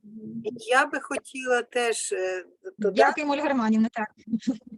Я би хотіла додати ось таке запитання. Мені хочеться знати, яка різниця між суперечкою і дискусією? Чим ви її, як ви розрізняєте? Суперечка, дебати, ну і всі решта, полеміка. В чому різниця? Чи ви будете їх розглядати як різновиди в Так, дякую за запитання. Багато філософів досить сперечаються, чи є це синонімічними термінами, оскільки суперечку називають інколи, особливо в англомовних виданнях, тобто вони не розділяють, що таке dispute, що таке controversy і так далі, але для нашого дослідження пріоритетно все ж таки назвати, що суперечка – це такий гіперонім, який має підвиди, такі як дискусія, диспут, дебати. Чому? Тому що вони мають різні визначення. Наприклад, дебати, вони більш політичні, там два учасники спілкування, є аудиторія, дискусія – це більш без аудиторії, наприклад, є два учасники також спілкування, або 3, або 4, тобто більше, ніж 2. І це, у кожного з термінів є визначення, і вони відрізняються один від одного, тому ми не вважаємо, що суперечка і там дискусія, суперечки, дебати – це є синонімічними термінами. Це є одні з підвидів терміну суперечка і взагалі ристики як такої. Дякую. Дякуємо вам. Дякую вам за запитання. Галино, дякую вам за відповідь. Будь ласка, ще запитання. Можливо, ще з'явились запитання. Поки що запитань немає, тому ми з вами рухаємося далі. І я хочу запросити до слова наступного. Спробуємо ще раз, перепрошую. Claudio, can you join us? Claudio is with us, but he has some problems with the connection, I guess. Claudio, one more try, okay? I don't see him. Claudio, can you switch on your camera, maybe? It is switched. The thing is, the system is that it is on. Everything is on. The mic is on. The camera is on, but there's no picture. We cannot hear. Yes, on this black square, we see Claudio Barna. Claudio Barna, да. Yes, Claudio texted me that he is ready to speak and he is speaking, but we cannot hear him. What shall we do? What shall we do? We shall then thank Claudio for joining us and for this attempt to speak to us. There'll be book of abstracts where his, the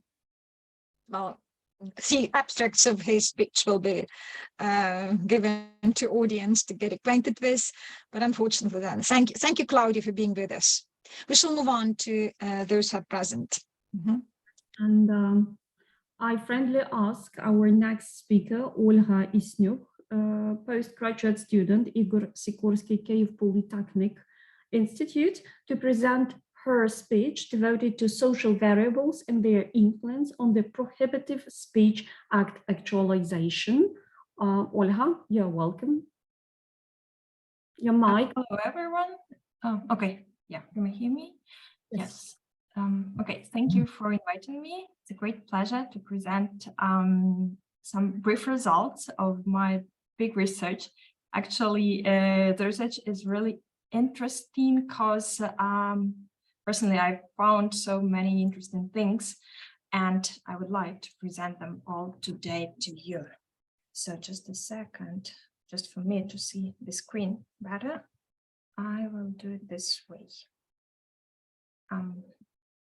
Yes.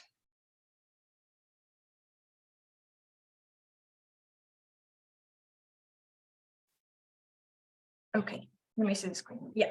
So currently I'm working on my PhD project. The topic is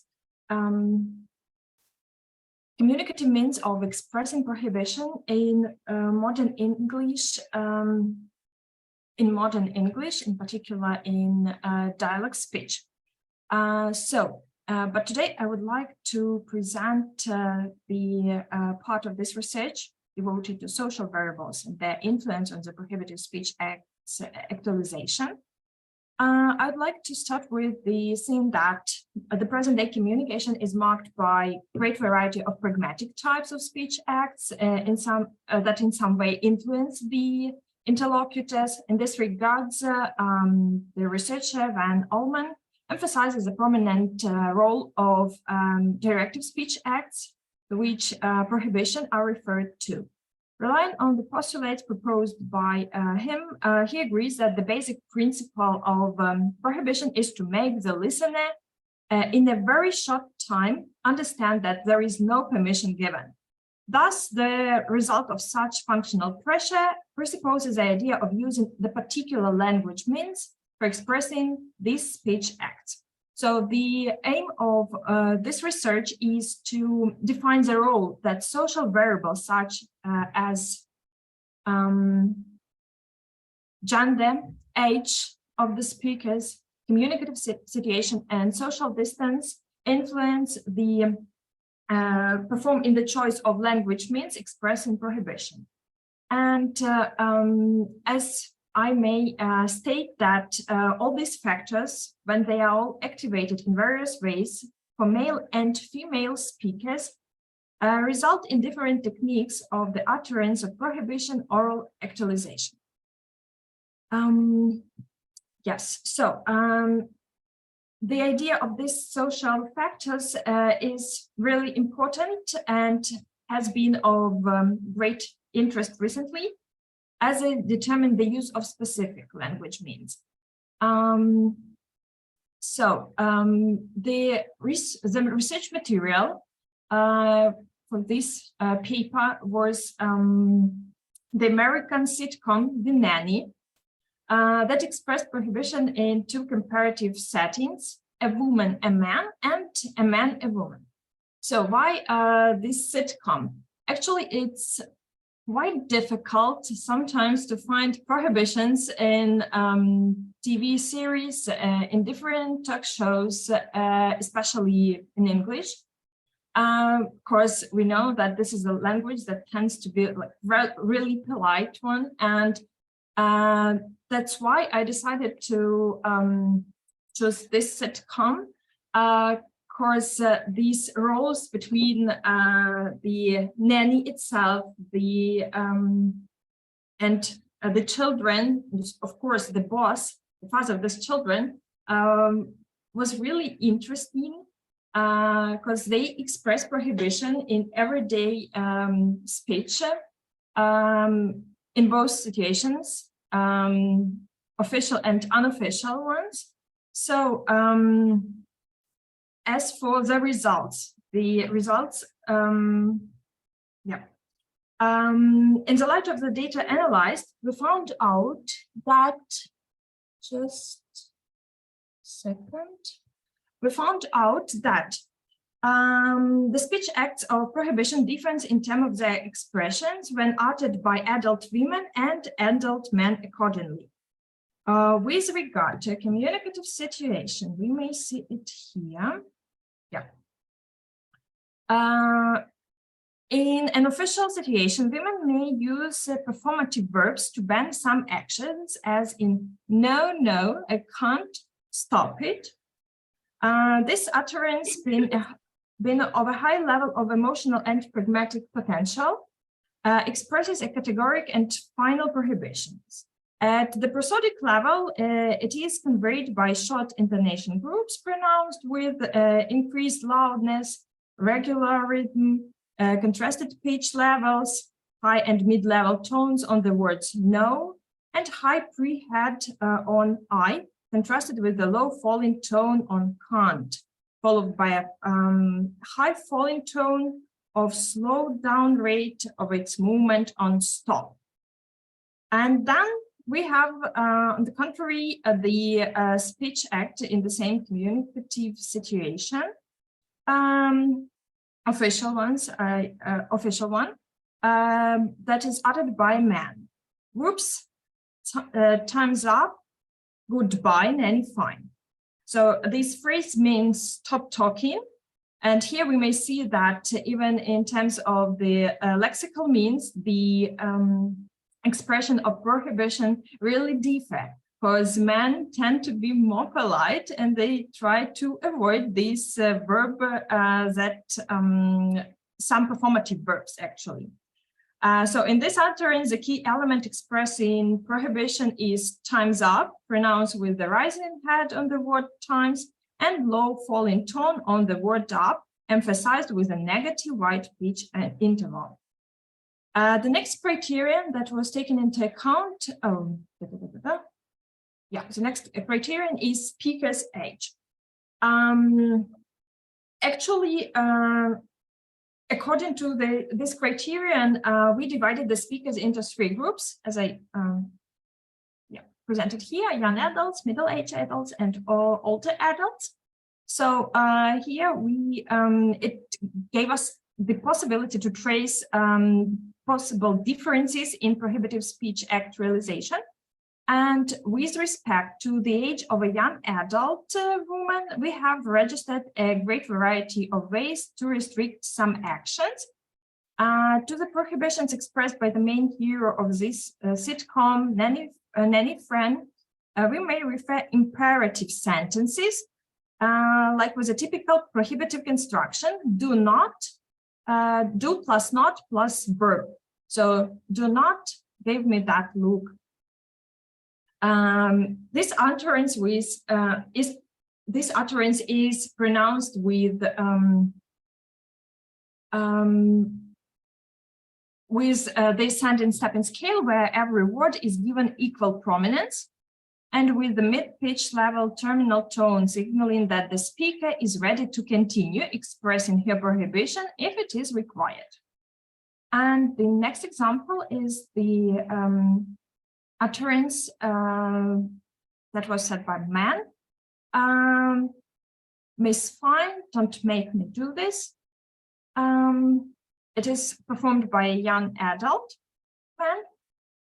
A mid-level tone of direct address is followed by a divided high falling rising tone, expressing a complex pragmatic aim of both warning and prohibition, by a falling tone of decreased rate of its movement on the word don't, and a low rising tone on the word do. So taking into consideration all the factors mentioned above, the conclusion can be drawn is that social variables play an integral role in the expression of prohibitive speech acts. Although these variables do not influence the communication by itself, the interaction of them may do so. Thus, we see that the complex system of linguistic means that take part in verbal representation of prohibitions. Thank you for your attention. I'm ready to answer all the questions. Thank you very much. So please, you're welcome with questions. Okay. Alessandro? Well, you have this parameter, social, close parameter, social distance between the speakers. Yes, and close. What do you mean close and distance social? Well, under these terms, how do you find those? Close social distance, or distant distance. Okay, thank you for your question. Actually, in this sitcom, it is pretty easy to define, and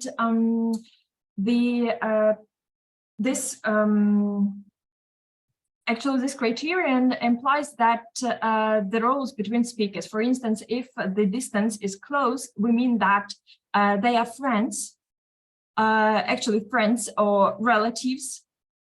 And if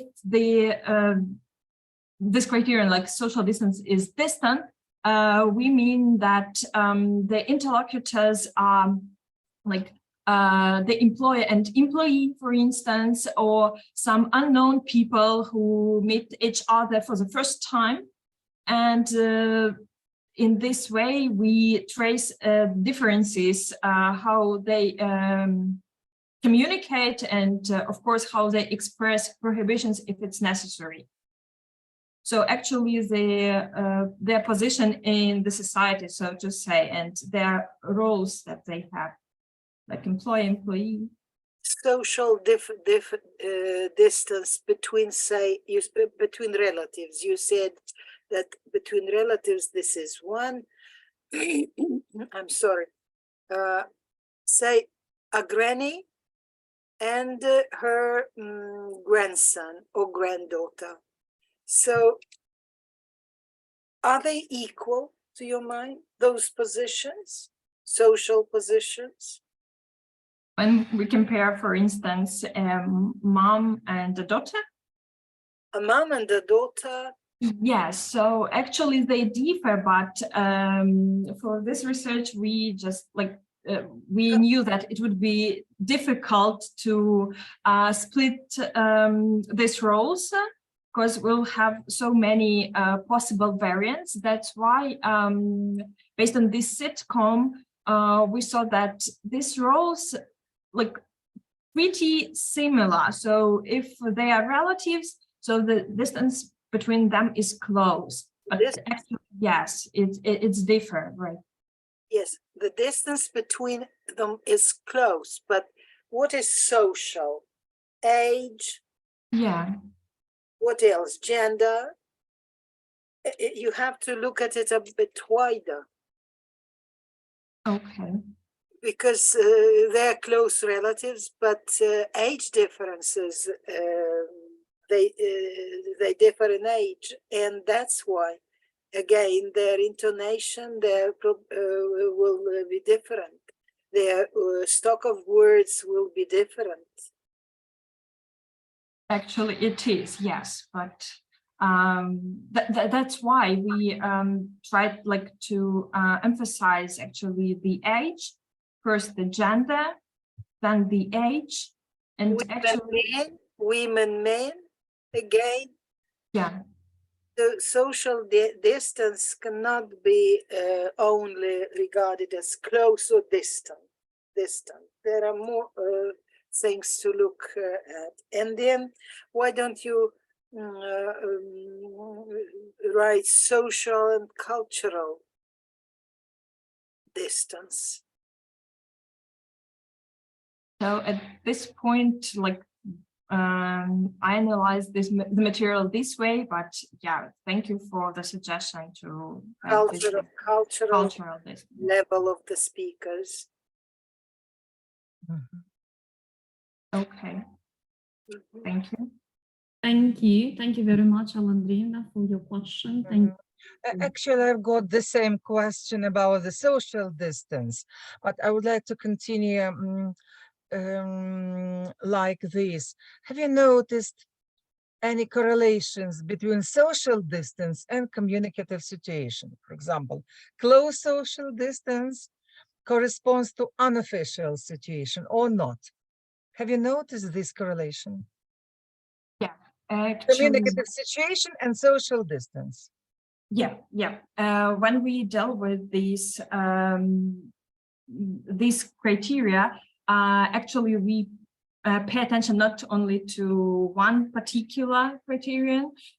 We try to trace the interaction, and as far as I understood, and the scope of my research that I have conducted, I have noticed that actually this this distant communication between the speakers really presupposes the official situations. So, but I can't say that it happens all the time. Actually, just because of the lack of the material that I analyze right now, and I can't state it for sure. As for the unofficial situations, we pay attention greatly to the means that are used to express these prohibitions in this situation. So probably we are right now more focused on the verbal representation. So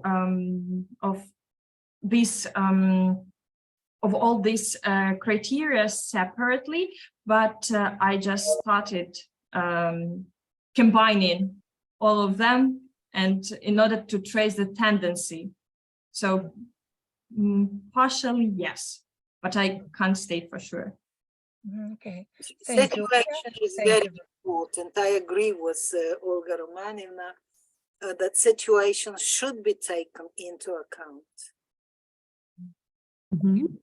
Yes, I would like to wish you good luck in everything you do in doing your research, Olha. Thank you very much. Thank you. Thank you. Thank you very much. Are there any other questions? Well, it seems to me that we can invite our next speaker, Olha Sikorsky, PhD in philology, senior lecturer, Igor Sikorsky, Kyiv Polytechnic Institute, and Svetlana Buha, lecturer, Igor Sikorsky, Kyiv Polytechnic Institute, to present their speech devoted to the study of refusal utterances prosodic organization.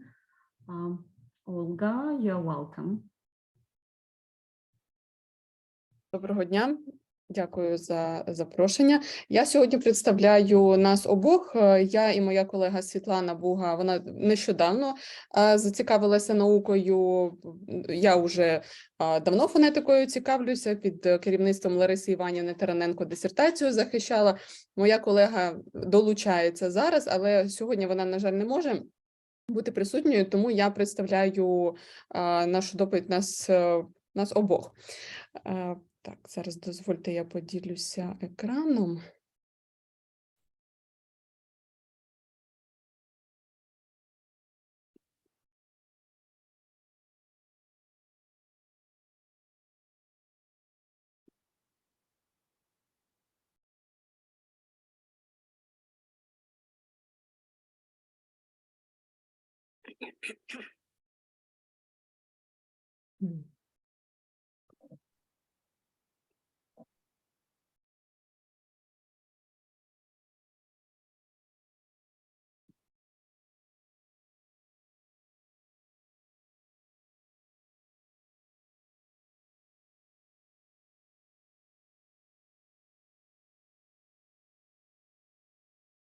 Видно мою презентацію?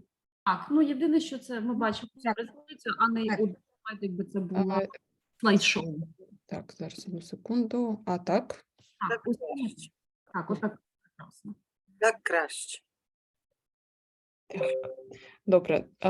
Вивчення, доповідь моя на тему особливості дослідження просодичної організації висловлень відмови. Як сьогодні вже було сказано, результати наших фонетичних досліджень можуть бути корисними не тільки в науці, а і в нашому реальному житті, в живому нашому мовленні. Вивчення просодичної організації емоційних висловлень є важливою галуззю, яка швидко розвивається зараз. Має численні практичні застосування. Розуміючи, як люди використовують просодію у формуванні, як вона відіграє роль у сприйнятті, у розпізнаванні мови, має велике Ну, тобто, розуміючи це, дає нам можливість отримати уявлення про когнітивні та соціальні фактори, які формують емоційні висловлення. Саме тому багато лінгвістів і фонетистів в Україні і за кордоном зосереджені на вивченні взаємодії засобів у вираженні різних типів емоційних висловлень та висловлень відмови, зокрема.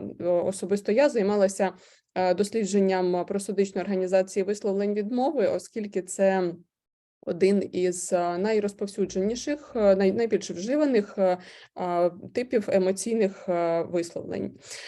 Варто зазначити, що просодична організація мови має важливі наслідки для сфер, окрім мови і спілкування. Це може бути логопедія, когнітивістика і навіть штучний інтелект, який зараз шаленими темпами розвивається. Тому фонетика і дослідження різних фонетичних явищ має зараз особливе значення для розвитку, в тому числі і штучного інтелекту, систем розпізнавання голосу і так далі. Враховуючи актуальність і доцільність дослідження просодичних особливостей вираження емоційних висловлень, мною було проведено дослідження, експериментально-фонетичне дослідження соціолінгвістичних особливостей просодичного вираження відмови на матеріалі англійської мови. Дослідження було спрямоване на комплексне вивчення особливостей функціонування одиниць мови і мовлення та тенденцію до багатофакторного аналізу інтонаційної варіативності емоційних висловлень. Матеріалом дослідження слугували озвучені британськими дикторами діалоги, які містять висловлення відмови і були відібрані методом суцільної вибірки з художніх творів англійських та американських авторів.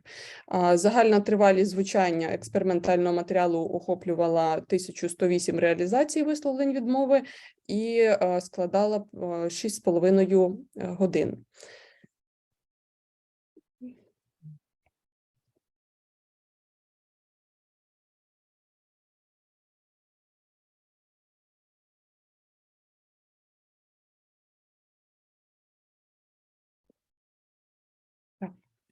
На наступному слайді можна побачити обґрунтовану модель механізму кодування та декодування смислу відмови в англійському діалогічному мовленні, яку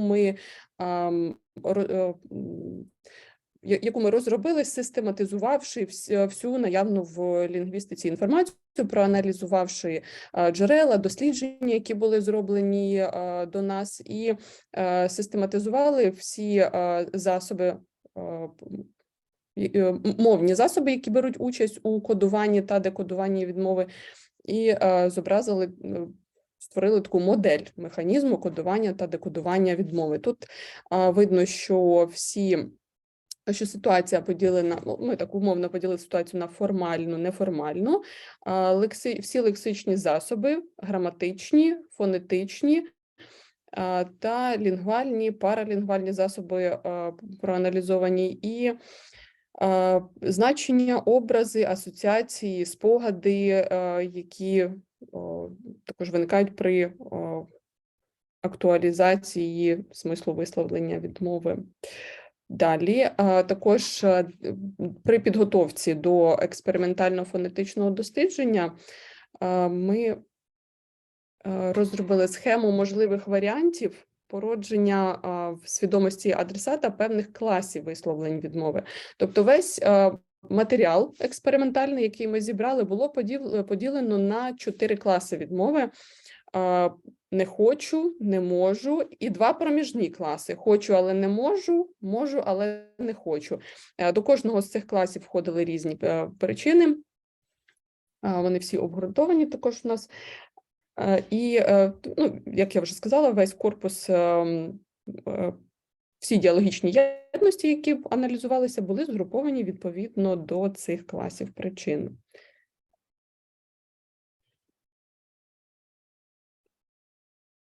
Далі, також в межах теоретичної підготовки до експериментального дослідження було вивчено тактики висловлення відмови, які було поділено за формою вираження на експліцитні та імпліцитні і за формою мовленнєвих дій. Категорична відмова, обґрунтована, емпатійна, комбінована, компромісна, дипломатична, відстрочена відмова, тобто всі діалоги проаналізовані також були поділені відповідно до даних тактик відмови. І для того, щоб також під час підготовки до акустичного та аудитивного аналізу ми розробили класифікацію провідних лінгвістичних ознак актуалізації різних типів і висловлень відмови. Тобто всі висловлення були поділені відповідно до соціокультурного статусу мовця на високий, середній і низький, ситуація спілкування, формальна, неформальна, відношення соціального статусу мовця до статусу слухача, вищий, рівний, нижчий, характер вираження відмови, експліцитна, імпліцитна, форма вираження відмови, вербальна, невербальна. Ну, звичайно, під час експерименту, під час аудитивного і акустичного аналізу аналізувалася вербальна, комунікативний тип речення, що виражає відмову, розповідне, питальне, спонукальне або окличне, і рівень актуалізації емоційно-прагматичного потенціалу висловлення, високий, середній та низький.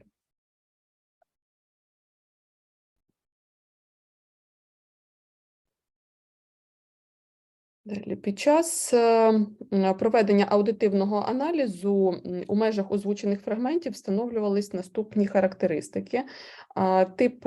Аналізувались такі характеристики: тип передтакту, тип шкали, висотно-тональний рівень початку і завершення шкали, діапазон шкали, тип і конфігурація термінального тону, швидкість зміни напряму руху, тип затакту, висотно-тональний рівень, гучність, темп, ритм, паузація, тональний діапазон.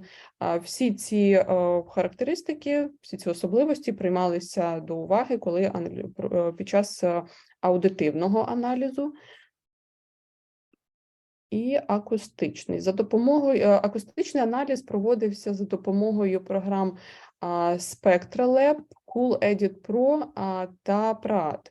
І реєструвалися наступні акустичні параметри висловлень відмови: частотний діапазон, величина і локалізація висотно-тонального максимуму, величина висотно-тонального рівня початку і завершення висловлення, частотний інтервал між суміжними інтоногрупами і висловленнями, максимум інтенсивності та його локалізація у структурі висловлення, середня складова інтенсивність, діапазон інтенсивності висловлення, середньозвукова тривалість і тривалість пауз на стику суміжних інтоногруп.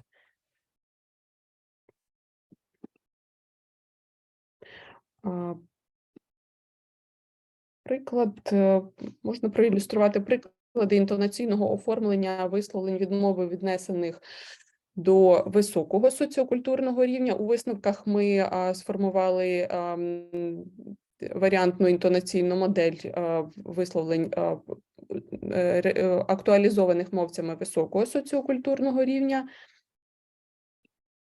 середнього соціокультурного рівня та низького соціокультурного рівнів.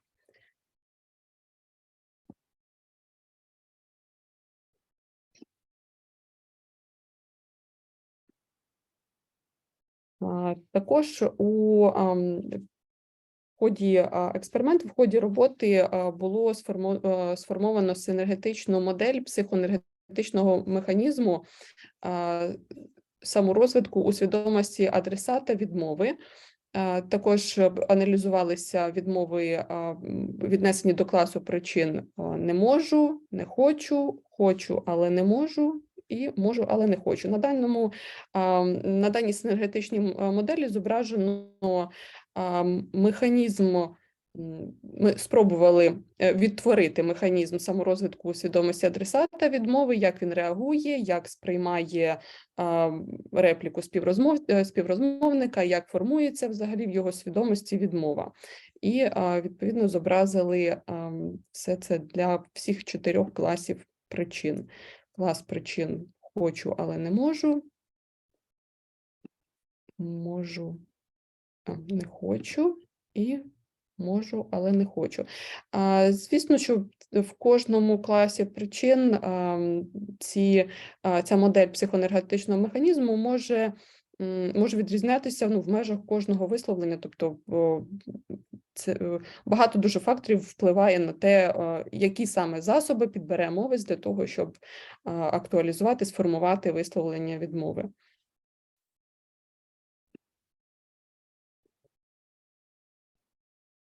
І сформовано було інваріантну інтонаційну модель висловлення відмови, аудитивний аналіз.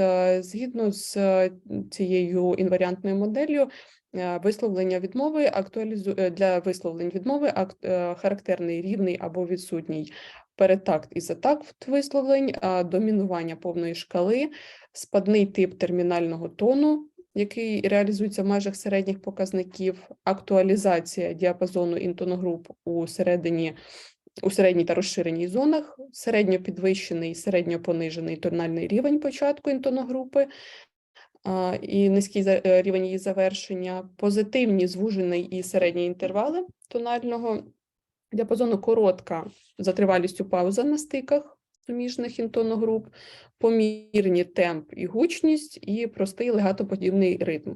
Це інваріантна модель, і для кожного класу причин також було сформовано свою варіантну модель, типову саме для кожного класу причин. І інваріантна модель, інваріантна просодична модель висловлення відмови для акустичного аналізу, згідно з якою для висловлень відмови характерні актуалізація частотного діапазону в середній і розширеній зонах, варіювання максимуму чот у межах середньопідвищених показників, локалізація максимуму чот на такті та ядерному складноносієві, переважання середньопідвищеного висотно-тонального максимуму початку інтоногрупи при низькому і середньопониженому рівні її завершення, домінування середньопозитивного тонального інтервалу, локалізація максимуму інтенсивності на першій інтоногрупі, актуалізація діапазону інтенсивності в середній і розширеній зонах і реалізація середньозвукової тривалості відмови в межах її середніх та збільшених показників. Ну, це також інваріантна просодична модель, і для кожного класу причин було сформовано свою варіантну модель. Дякую за увагу. Дякуємо вам. Дякуємо, Олю. Будь ласка, запитання. Чи може пані Ольга нас навчити відмовлятися коректно? Оскільки ви у нас спеціаліст.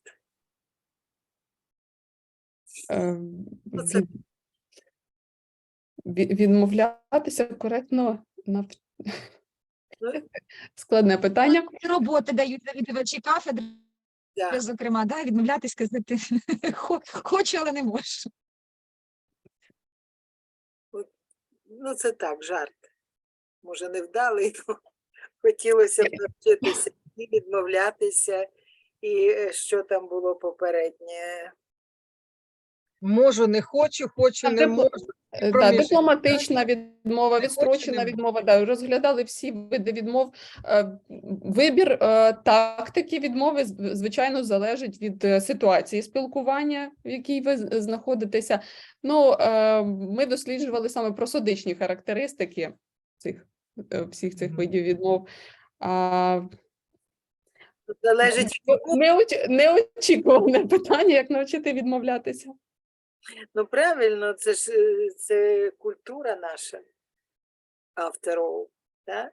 І ми ж комусь можемо відмовити, різко не хочу, а комусь ми не можемо взагалі навіть заікнутися про це. От як Лариса Іванівна сказала, що вам дають там з деканату чи завідувач кафедри дає якісь завдання, а ви можете, ну не хочете. Так, все це Хочемо, залежить не можемо. від ситуації спілкування і, до речі, вибір мовленнєвих засобів, які ми використовуємо в кожній ситуації, чи ми можемо різко комусь відповісти, чи ми дипломатично вибираємо. Все це зображено, у нас зображено якраз на когнітивному механізмі розвитку формування відмови. Зрозуміло, дякую. Дякую, Алла. Якщо можна, в мене є запитання до Олі. Ну, я дуже добре знаю це дослідження, виконане під керівництвом професора Тараненка Лариси Іванівни, як завжди, бездоганно виконане. Але от кожне навіть бездоганно виконане дослідження цінне тим, що в ньому є перспектива подальших досліджень. От, Оля, мене цікавить, у чому ви вбачаєте перспективу подальших досліджень? Чи відмови, чи, можливо, від відмови перейти до чогось ширшого? Як ви в чому вбачаєте перспективність ваших подальших досліджень, скажімо так? Ну, мені особисто було б цікаво, я вже, до речі, також про це думала, можливо, було б цікаво дослідити відмову саме актуалізовану в живих, тобто живу відмову в живому мовленні. Ми все-таки аналізували озвучені тексти, озвучені професійними дикторами, звичайно, це були професійні актори, диктори, але, можливо, якби ці самі діалоги або схожі діалоги, схожі ситуації були в живому мовленні, наприклад, в інтерв'ю або в якихось ток-шоу, можливо, чимось би це відрізнялось. Тобто вибір мовних засобів чимось би відрізнявся, просодична модель. Тобто цікаво було б дослідити саме відмову... Спонтанне мовлення, так? Власне, спонтанне мовлення. Це спонтанне мовлення.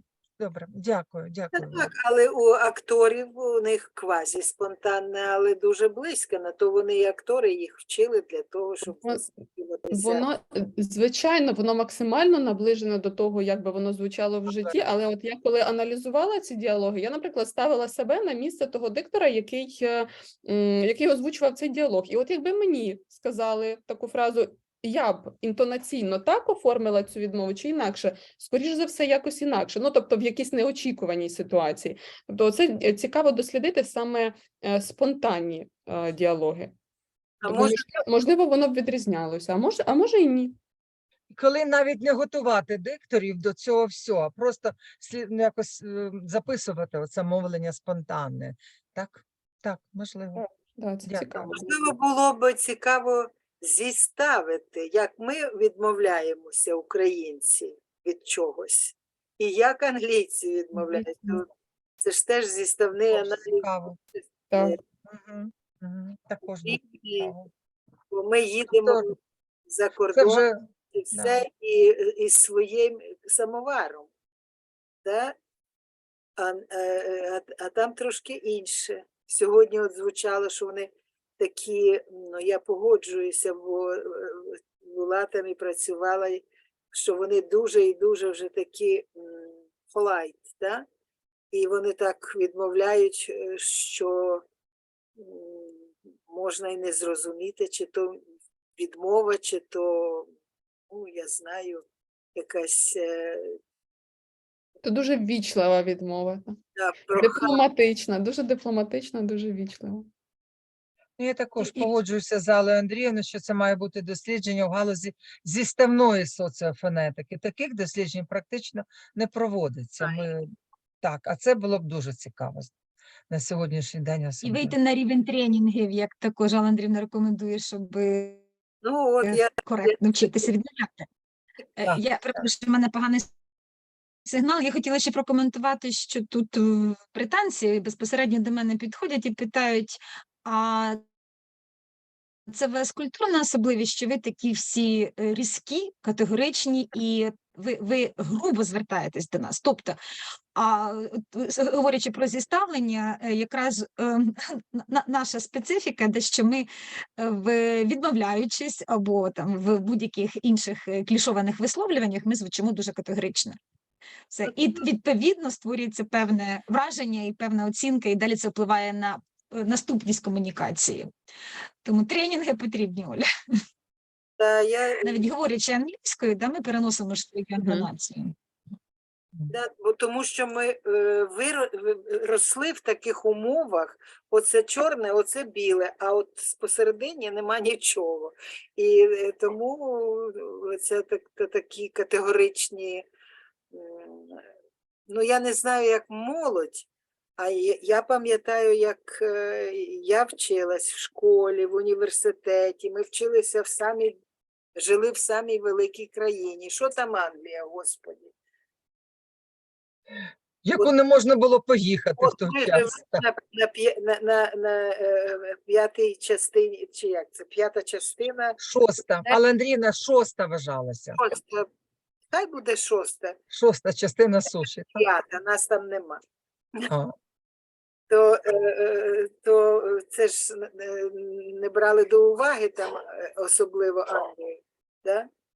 Або нам вбивали в голову зараз як росіянам, так і нам вбивали, що ми самі начитані, самі освічені, самі розумні, розумієте? Скажімо, мені приходилося міняти свої інтонації категоричні в Англії, тому що я відчувала, що десь я себе знайшла такою категоричною, і це може не сподобатись. Вони просто як дуже виховані люди, то вони розуміють, що це говорить іноземець чи іноземка, і вони десь там прощають, а може іноді і не прощають. Бо це все-таки культурний рівень уже. Однозначно, це впливає на перебіг подальшої комунікації, і з мого досвіду це та пряма інтерференція на інтонаційному рівні, коли українська інтонація накладається на англійську, незважаючи на те, як би вільно не говорили мовою, інтонація відчувається і відбувається розрив комунікації. Не хочуть продовжувати, тому що ми не звучимо вічливо в сприйнятті британців. Це такий мій досвід. Тому досліджувати, зіставляти і виходити на рівень навчання, Олю, да, в цьому перспектива, як на мене. Так, звичайно, перспективи. Але дякуємо вам. Дякуємо за дуже цікаве питання і дуже актуальне для нас. Продовжуємо нашу роботу. І я хочу запросити до слова Аллу Андріївну. Ні, Алла Андріївна не планувалася.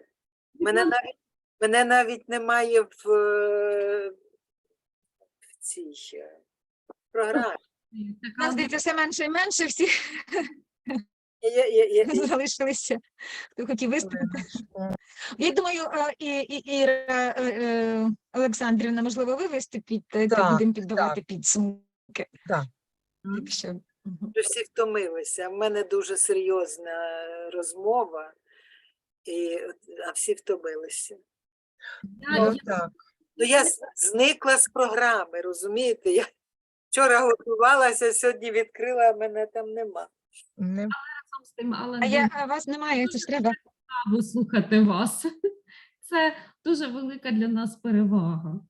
Так, послухаємо поки вас.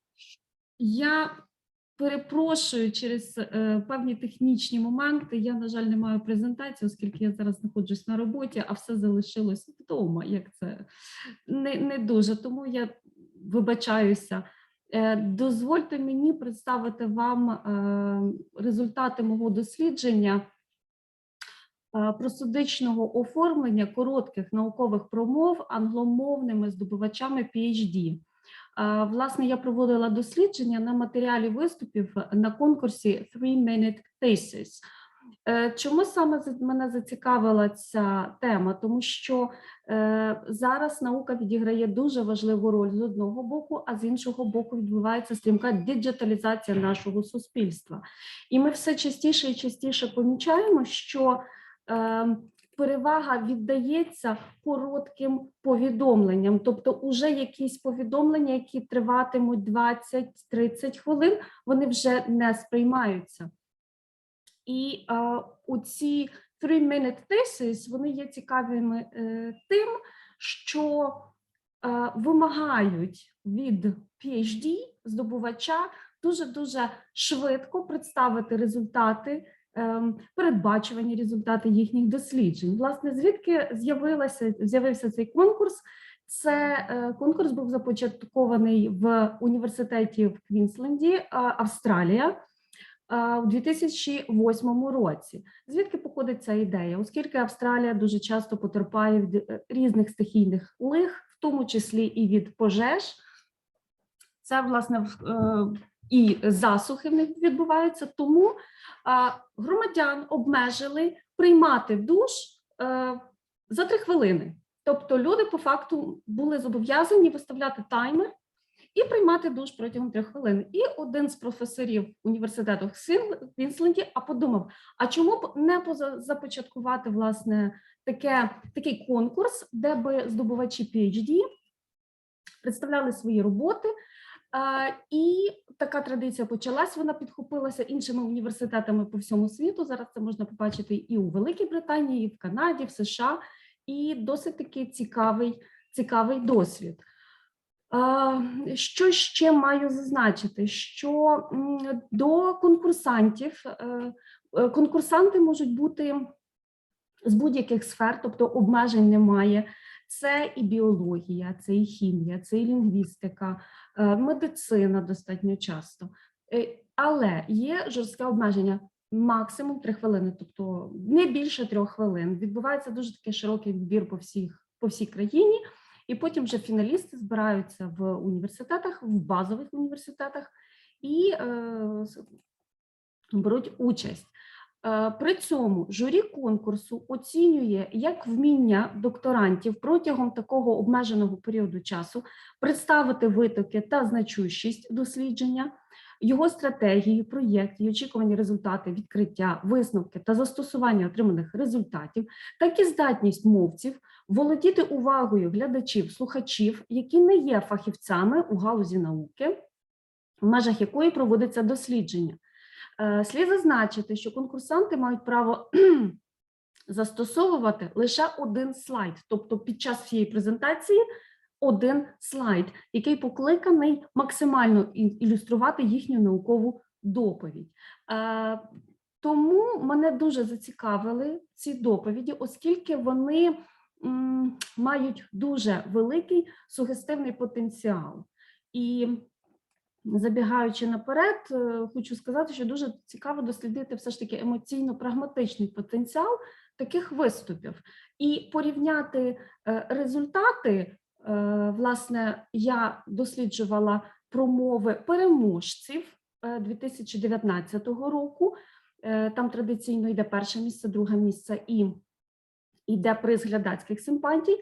Порівняти з промовами, які все ж таки, як це сказати, failed, потерпіли невдачу.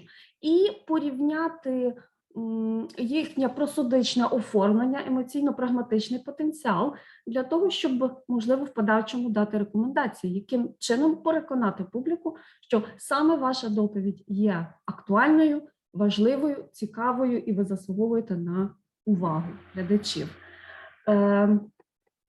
Хочу сказати, що промови будуються відповідно до такого класичного поділу на 3 частини. Це вступна частина, основна частина та заключна частина.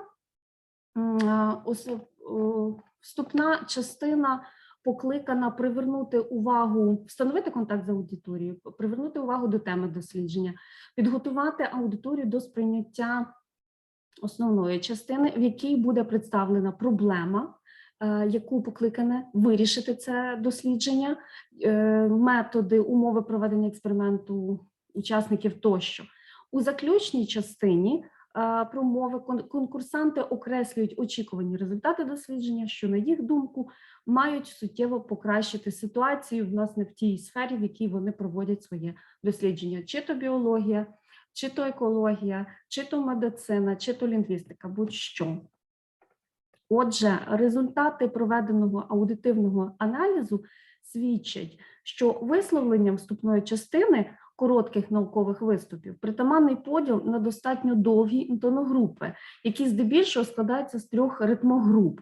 При цьому частка інтоногруп, що складається з однієї чи двох ритмогруп, є майже однаковою. Кількість інтоногруп, що містять 4 ритмогрупи, є мінімальною. Вступна частина також характеризується переважно плавним, простим ритмом, помірною гучністю, помірним та сповільненим темпом. Зареєстровано домінування перцептивних та коротких пауз. Слід також зазначити, що інтоногрупи, які містять 3 або 4 ритмогрупи, здебільшого оформлені ступінчатою спадною шкалою та ступінчатою спадною шкалою з перерваною поступовістю у комбінації з середньопідвищеним висхідним термінальним тоном, що, власне, дозволяє мовцям максимально привернути увагу до ключових термінів, до ключових понять, які висвітлюються в їхній короткій науковій доповіді. Це також сприяє встановленню контакту з аудиторією.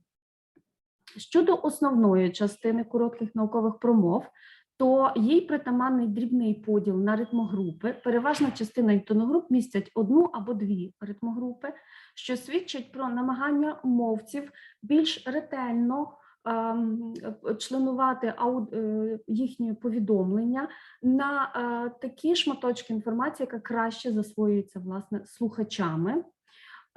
При цьому тут суттєво зменшується кількість інтоногруп, які оформлені спадною ступінчатою шкалою та спадною ступінчатою шкалою з перерваною поступовістю. Відповідно, зростає частка інтоногруп, реалізованих усіченою шкалою. Разом з тим, висловлення основної частини актуалізується переважно у помірному темпі та гучності з домінуванням, знову ж таки, коротких і перцептивних пауз. При цьому зростає частка синтагм, реалізованих у сповільненому темпі та підвищеній гучності. Відсоток інтоногруп, які оформлюються прискореним темпом та зниженою гучністю, є незначним. Ритм залишається плавним, простим, проте для виокремлення найважливіших частиночок повідомлення все ж таки функціонує ковзна спадна шкала, яка поєднується з середньопідвищеним спадним термінальним тоном. При цьому ритм змінюється на стакатоподібний, що додатково привертає увагу аудиторії до центральних тез виступу. Щодо заключної частини аналізованих коротких наукових промов, заключної частини, яка спрямована на переконання журі та слухачів у доцільності проведення започаткованого дослідження, значущості очікуваних результатів, вона характеризується збільшенням кількості інтоногруп, які містять 3 та більше ритмогрупи, тобто воно стає подібне до вступної частини.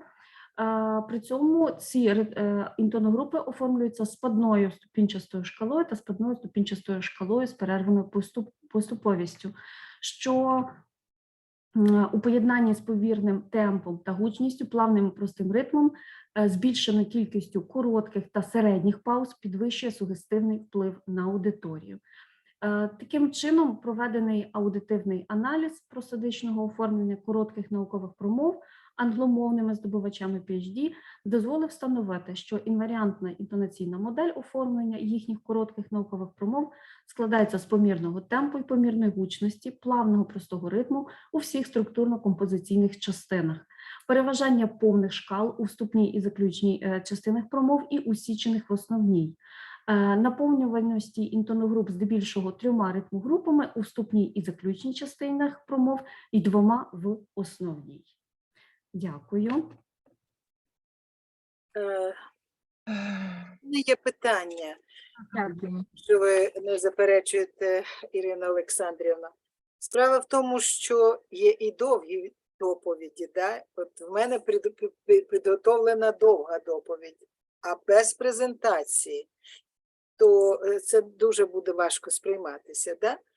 Але структура сама інтонаційна, вона міняється, чи схожа на інтонацію таких довгих виступів? Короткий і довгий. Що міняється? Інтонаційна структура міняється?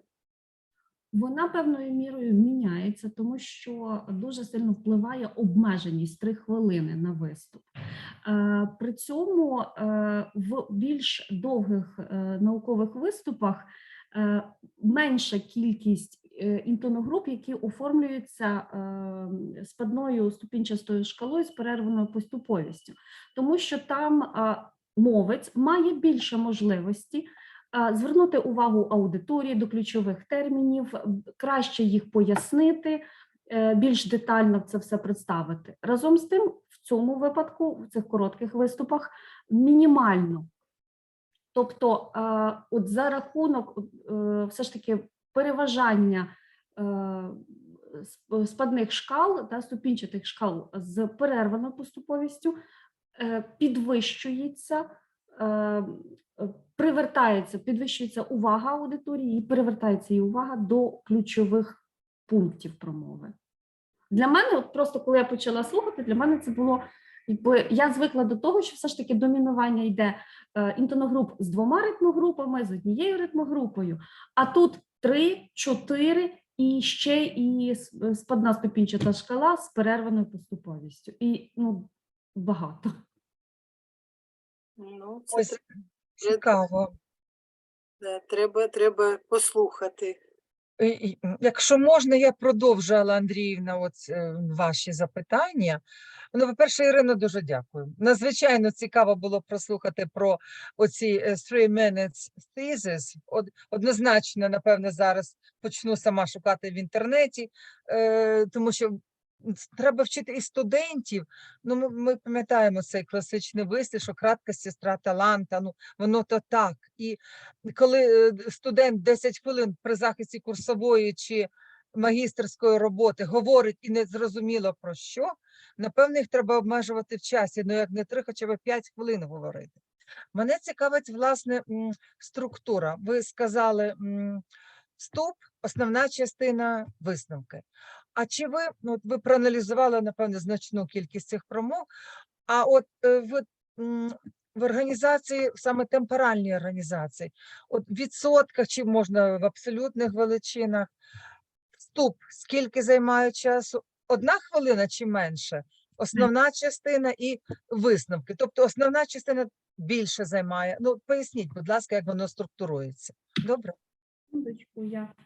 Власне. Просто цікаво, тому що самі треба вчитися говорити, вкладати ці 3 хвилини, мені здається. Важко, але треба.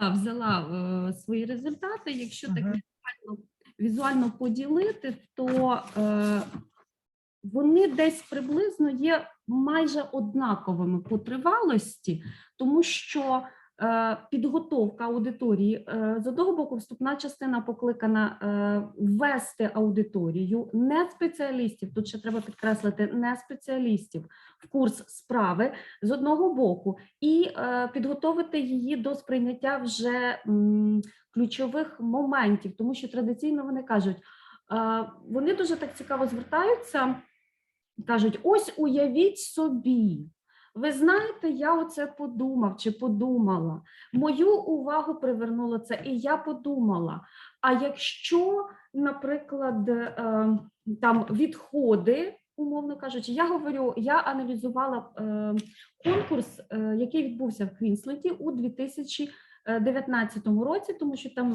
повністю є всі промови цих конкурсантів. Я відібрала виключно ті, які перемогли. Це Сісі Чен, власне, і не бачу, на жаль, я ще 2 імен, тобто там було 2 переможниці, і 1 переможець, це був, власне, приз глядацьких симпатій. Мене зацікавило, що такого було в їхніх промовах, чому їх журі відібрало, тому що вимоги надзвичайно жорсткі. Переконливість, оце дуже було цікаво. І відповідно, повертаючись до відповіді на ваше питання, Ольга Романівно, якщо я так намагалася кількісно проаналізувати його, зараз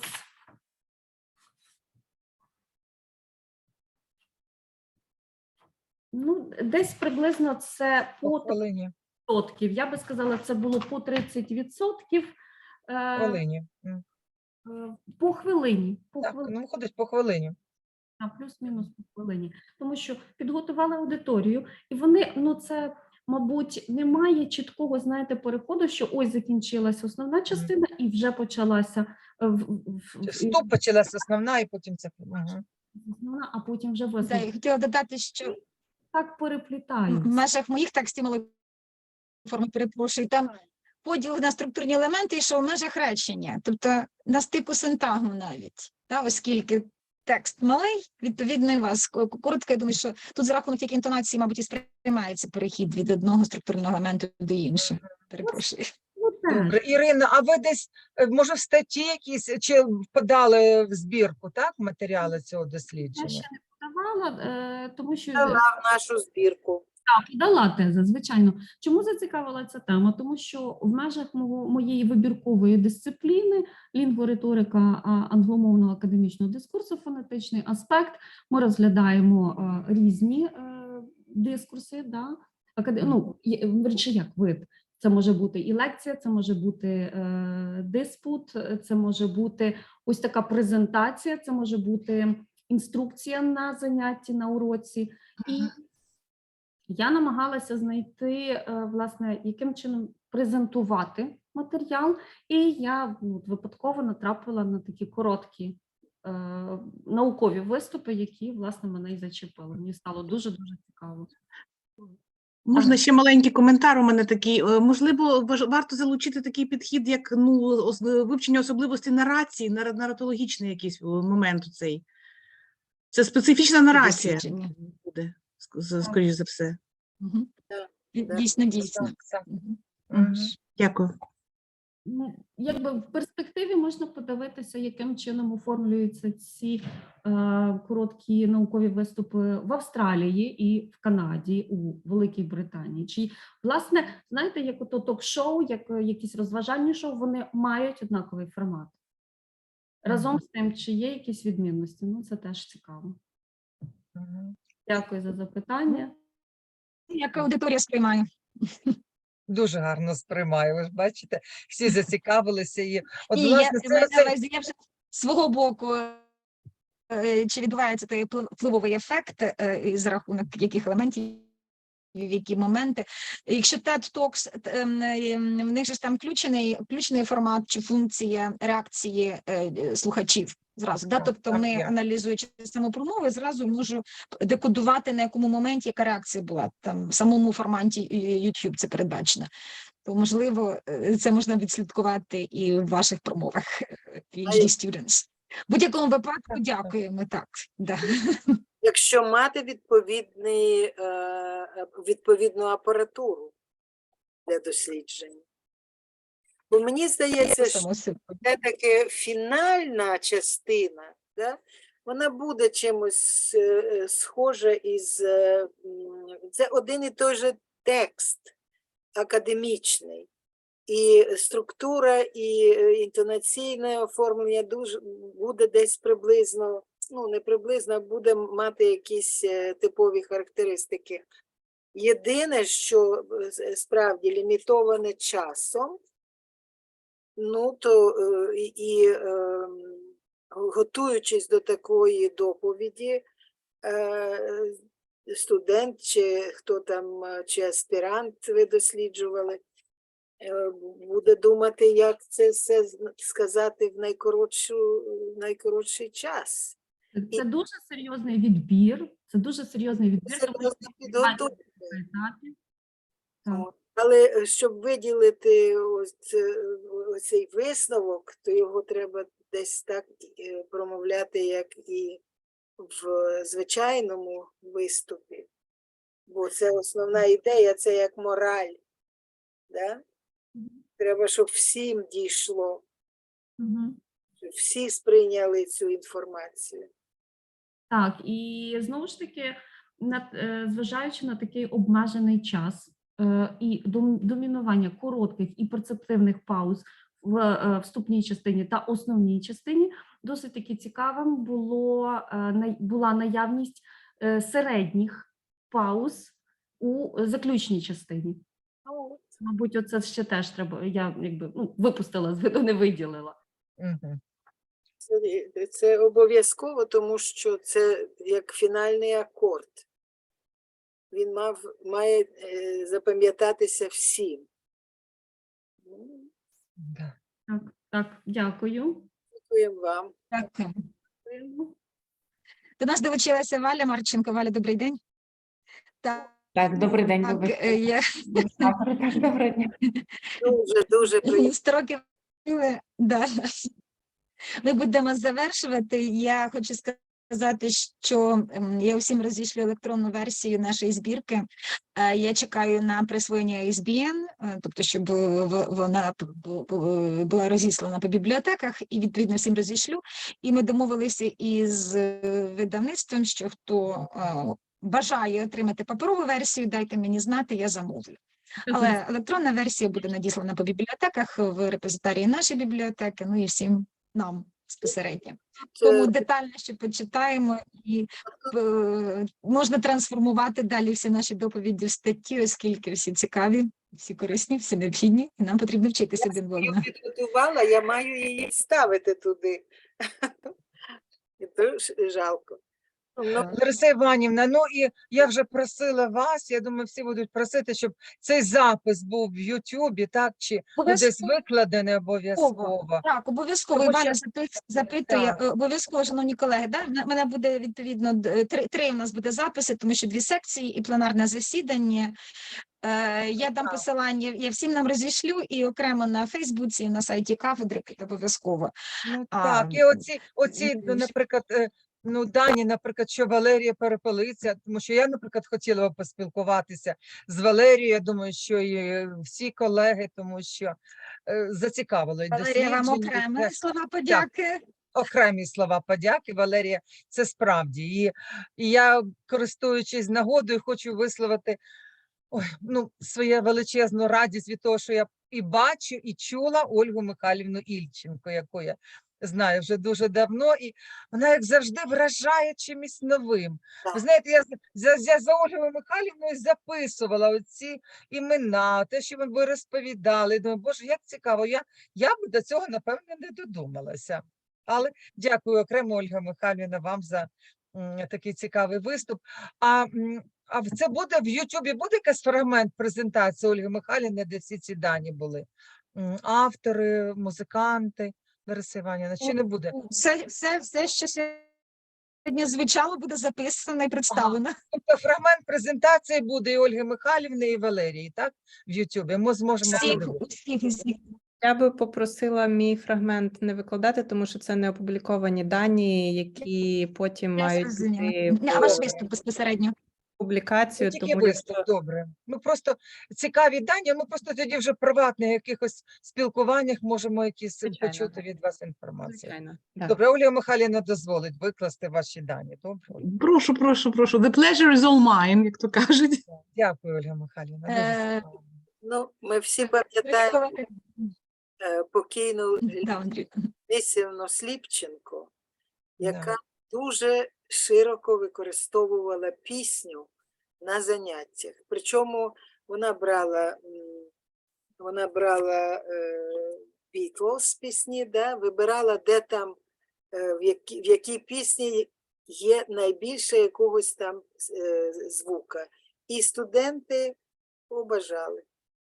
Чи там фонема номер 1 звучить дуже часто, чи номер 11, яка в нас важко вдається нам, чи сонант бекленгвол, да, теж погано дається. І от вона на цьому працювала. Ну, на жаль, не можу розказати. А було б цікаво, Ольга Михайлівна, якби це ми все ще побачили на якомусь майстер-класі. Можливо, згодом, дякую. Будемо планувати. Так, у мене навіть колись був як то кажуть, на зарі творчий, був такий навіть невеличкий посібник English in Songs, щось таке, ну воно спрацьовувало. Ті ж Beatles, той же Елтон Джон, це ж такі речі, які, той же Сінатра, з його це фразування, це неперевершене. Так що там є де покопатися, є що взяти, і що було, і що стало, що є зараз. Ну, багатюща ця спадщина музична англомовної культури.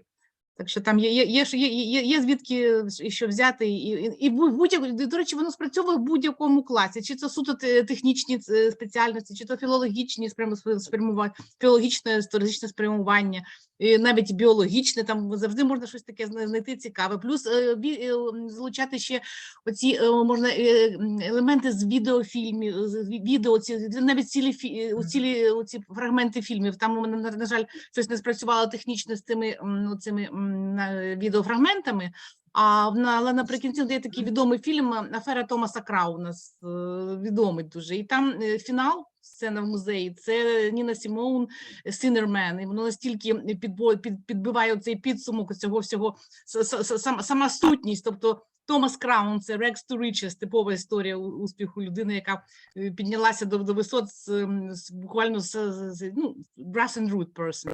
Те ж саме і Ніна Сімоун. Бідна абсолютно people of color того часу, це вони взагалі, тоді вони справді за це боролися, за свої права. Як вона піднялася до рівня дива, справжня дива.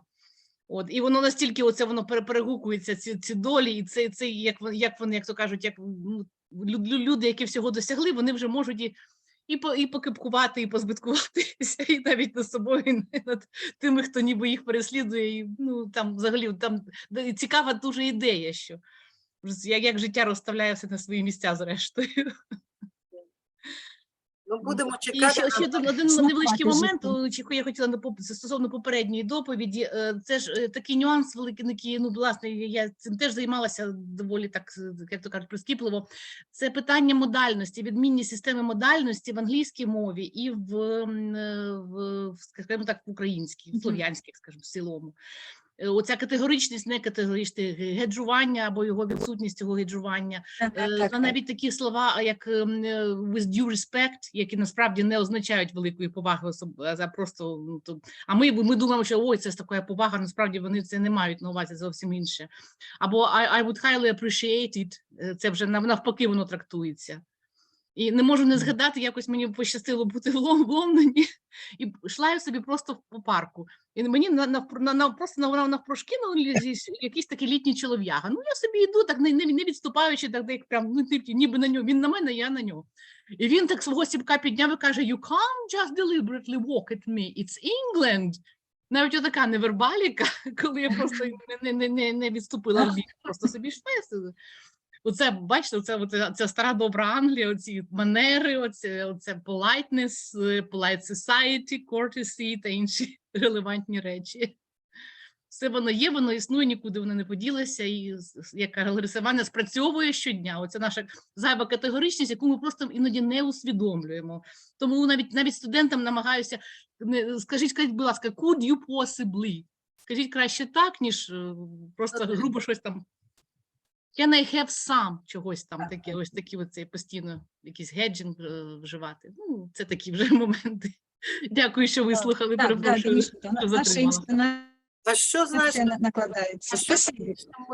Клаудіо, він може є десь? Клаудіо, якісь технічні проблеми, він весь час намагався, вірніше, він говорив до нас, ми його не чули, в будь-якому випадку він з нами був і слухав нас усіх. Він, до речі, надіслав прекрасні коментарі, згадав, як він був у 2019 році в Києві, і було приємне продовження конференції в ресторані, і він сподівається, що найближчим часом, принаймні наступного року, як мінімум, ми зможемо все це відобразити, відновити вживу в Києві, зустрітися і таку хорошу пору в парку прогулятися до ресторану, обговорити неформальні обстановці. Він передавав усім вітання. І Куценко не прийшов.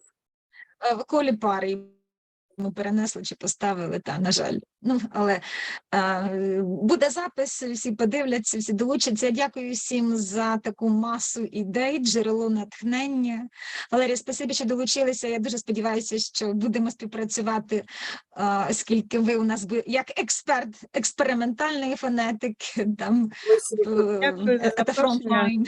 Дякую за запрошення, дуже рада була. Спасибі, що ти з нами. Так, якщо є питання, пишіть, так, будемо обговорювати. Будемо на зв'язку, дякую. Дякую всім, дорогі колеги, що знайшли час, незважаючи на гіперзайнятість всіх ці дні. У нас, я ще так принагідно скажу, що Валічка і решта акредитація 1-3 числа у нас будуть працювати експертні групи, то я, Ольга Михайлівна, і вас же ж долучу, будь ласка, Валю, тебе попрошу знайти час, я буду 2 числа формувати фокус-групи для зустрічі, то я з вами ще з усіма окремо зберуся. Ольгу Романівну запрошу на відкриту зустріч, коли вас не будуть допускати, але ще тих, хто знайомі з нами, як такими, що ведуть цю програму. Тому з вами з усіма я ще буду на зв'язку буквально ці дні. Спасибі вам величезне. Іванна, підождіть. А Валентина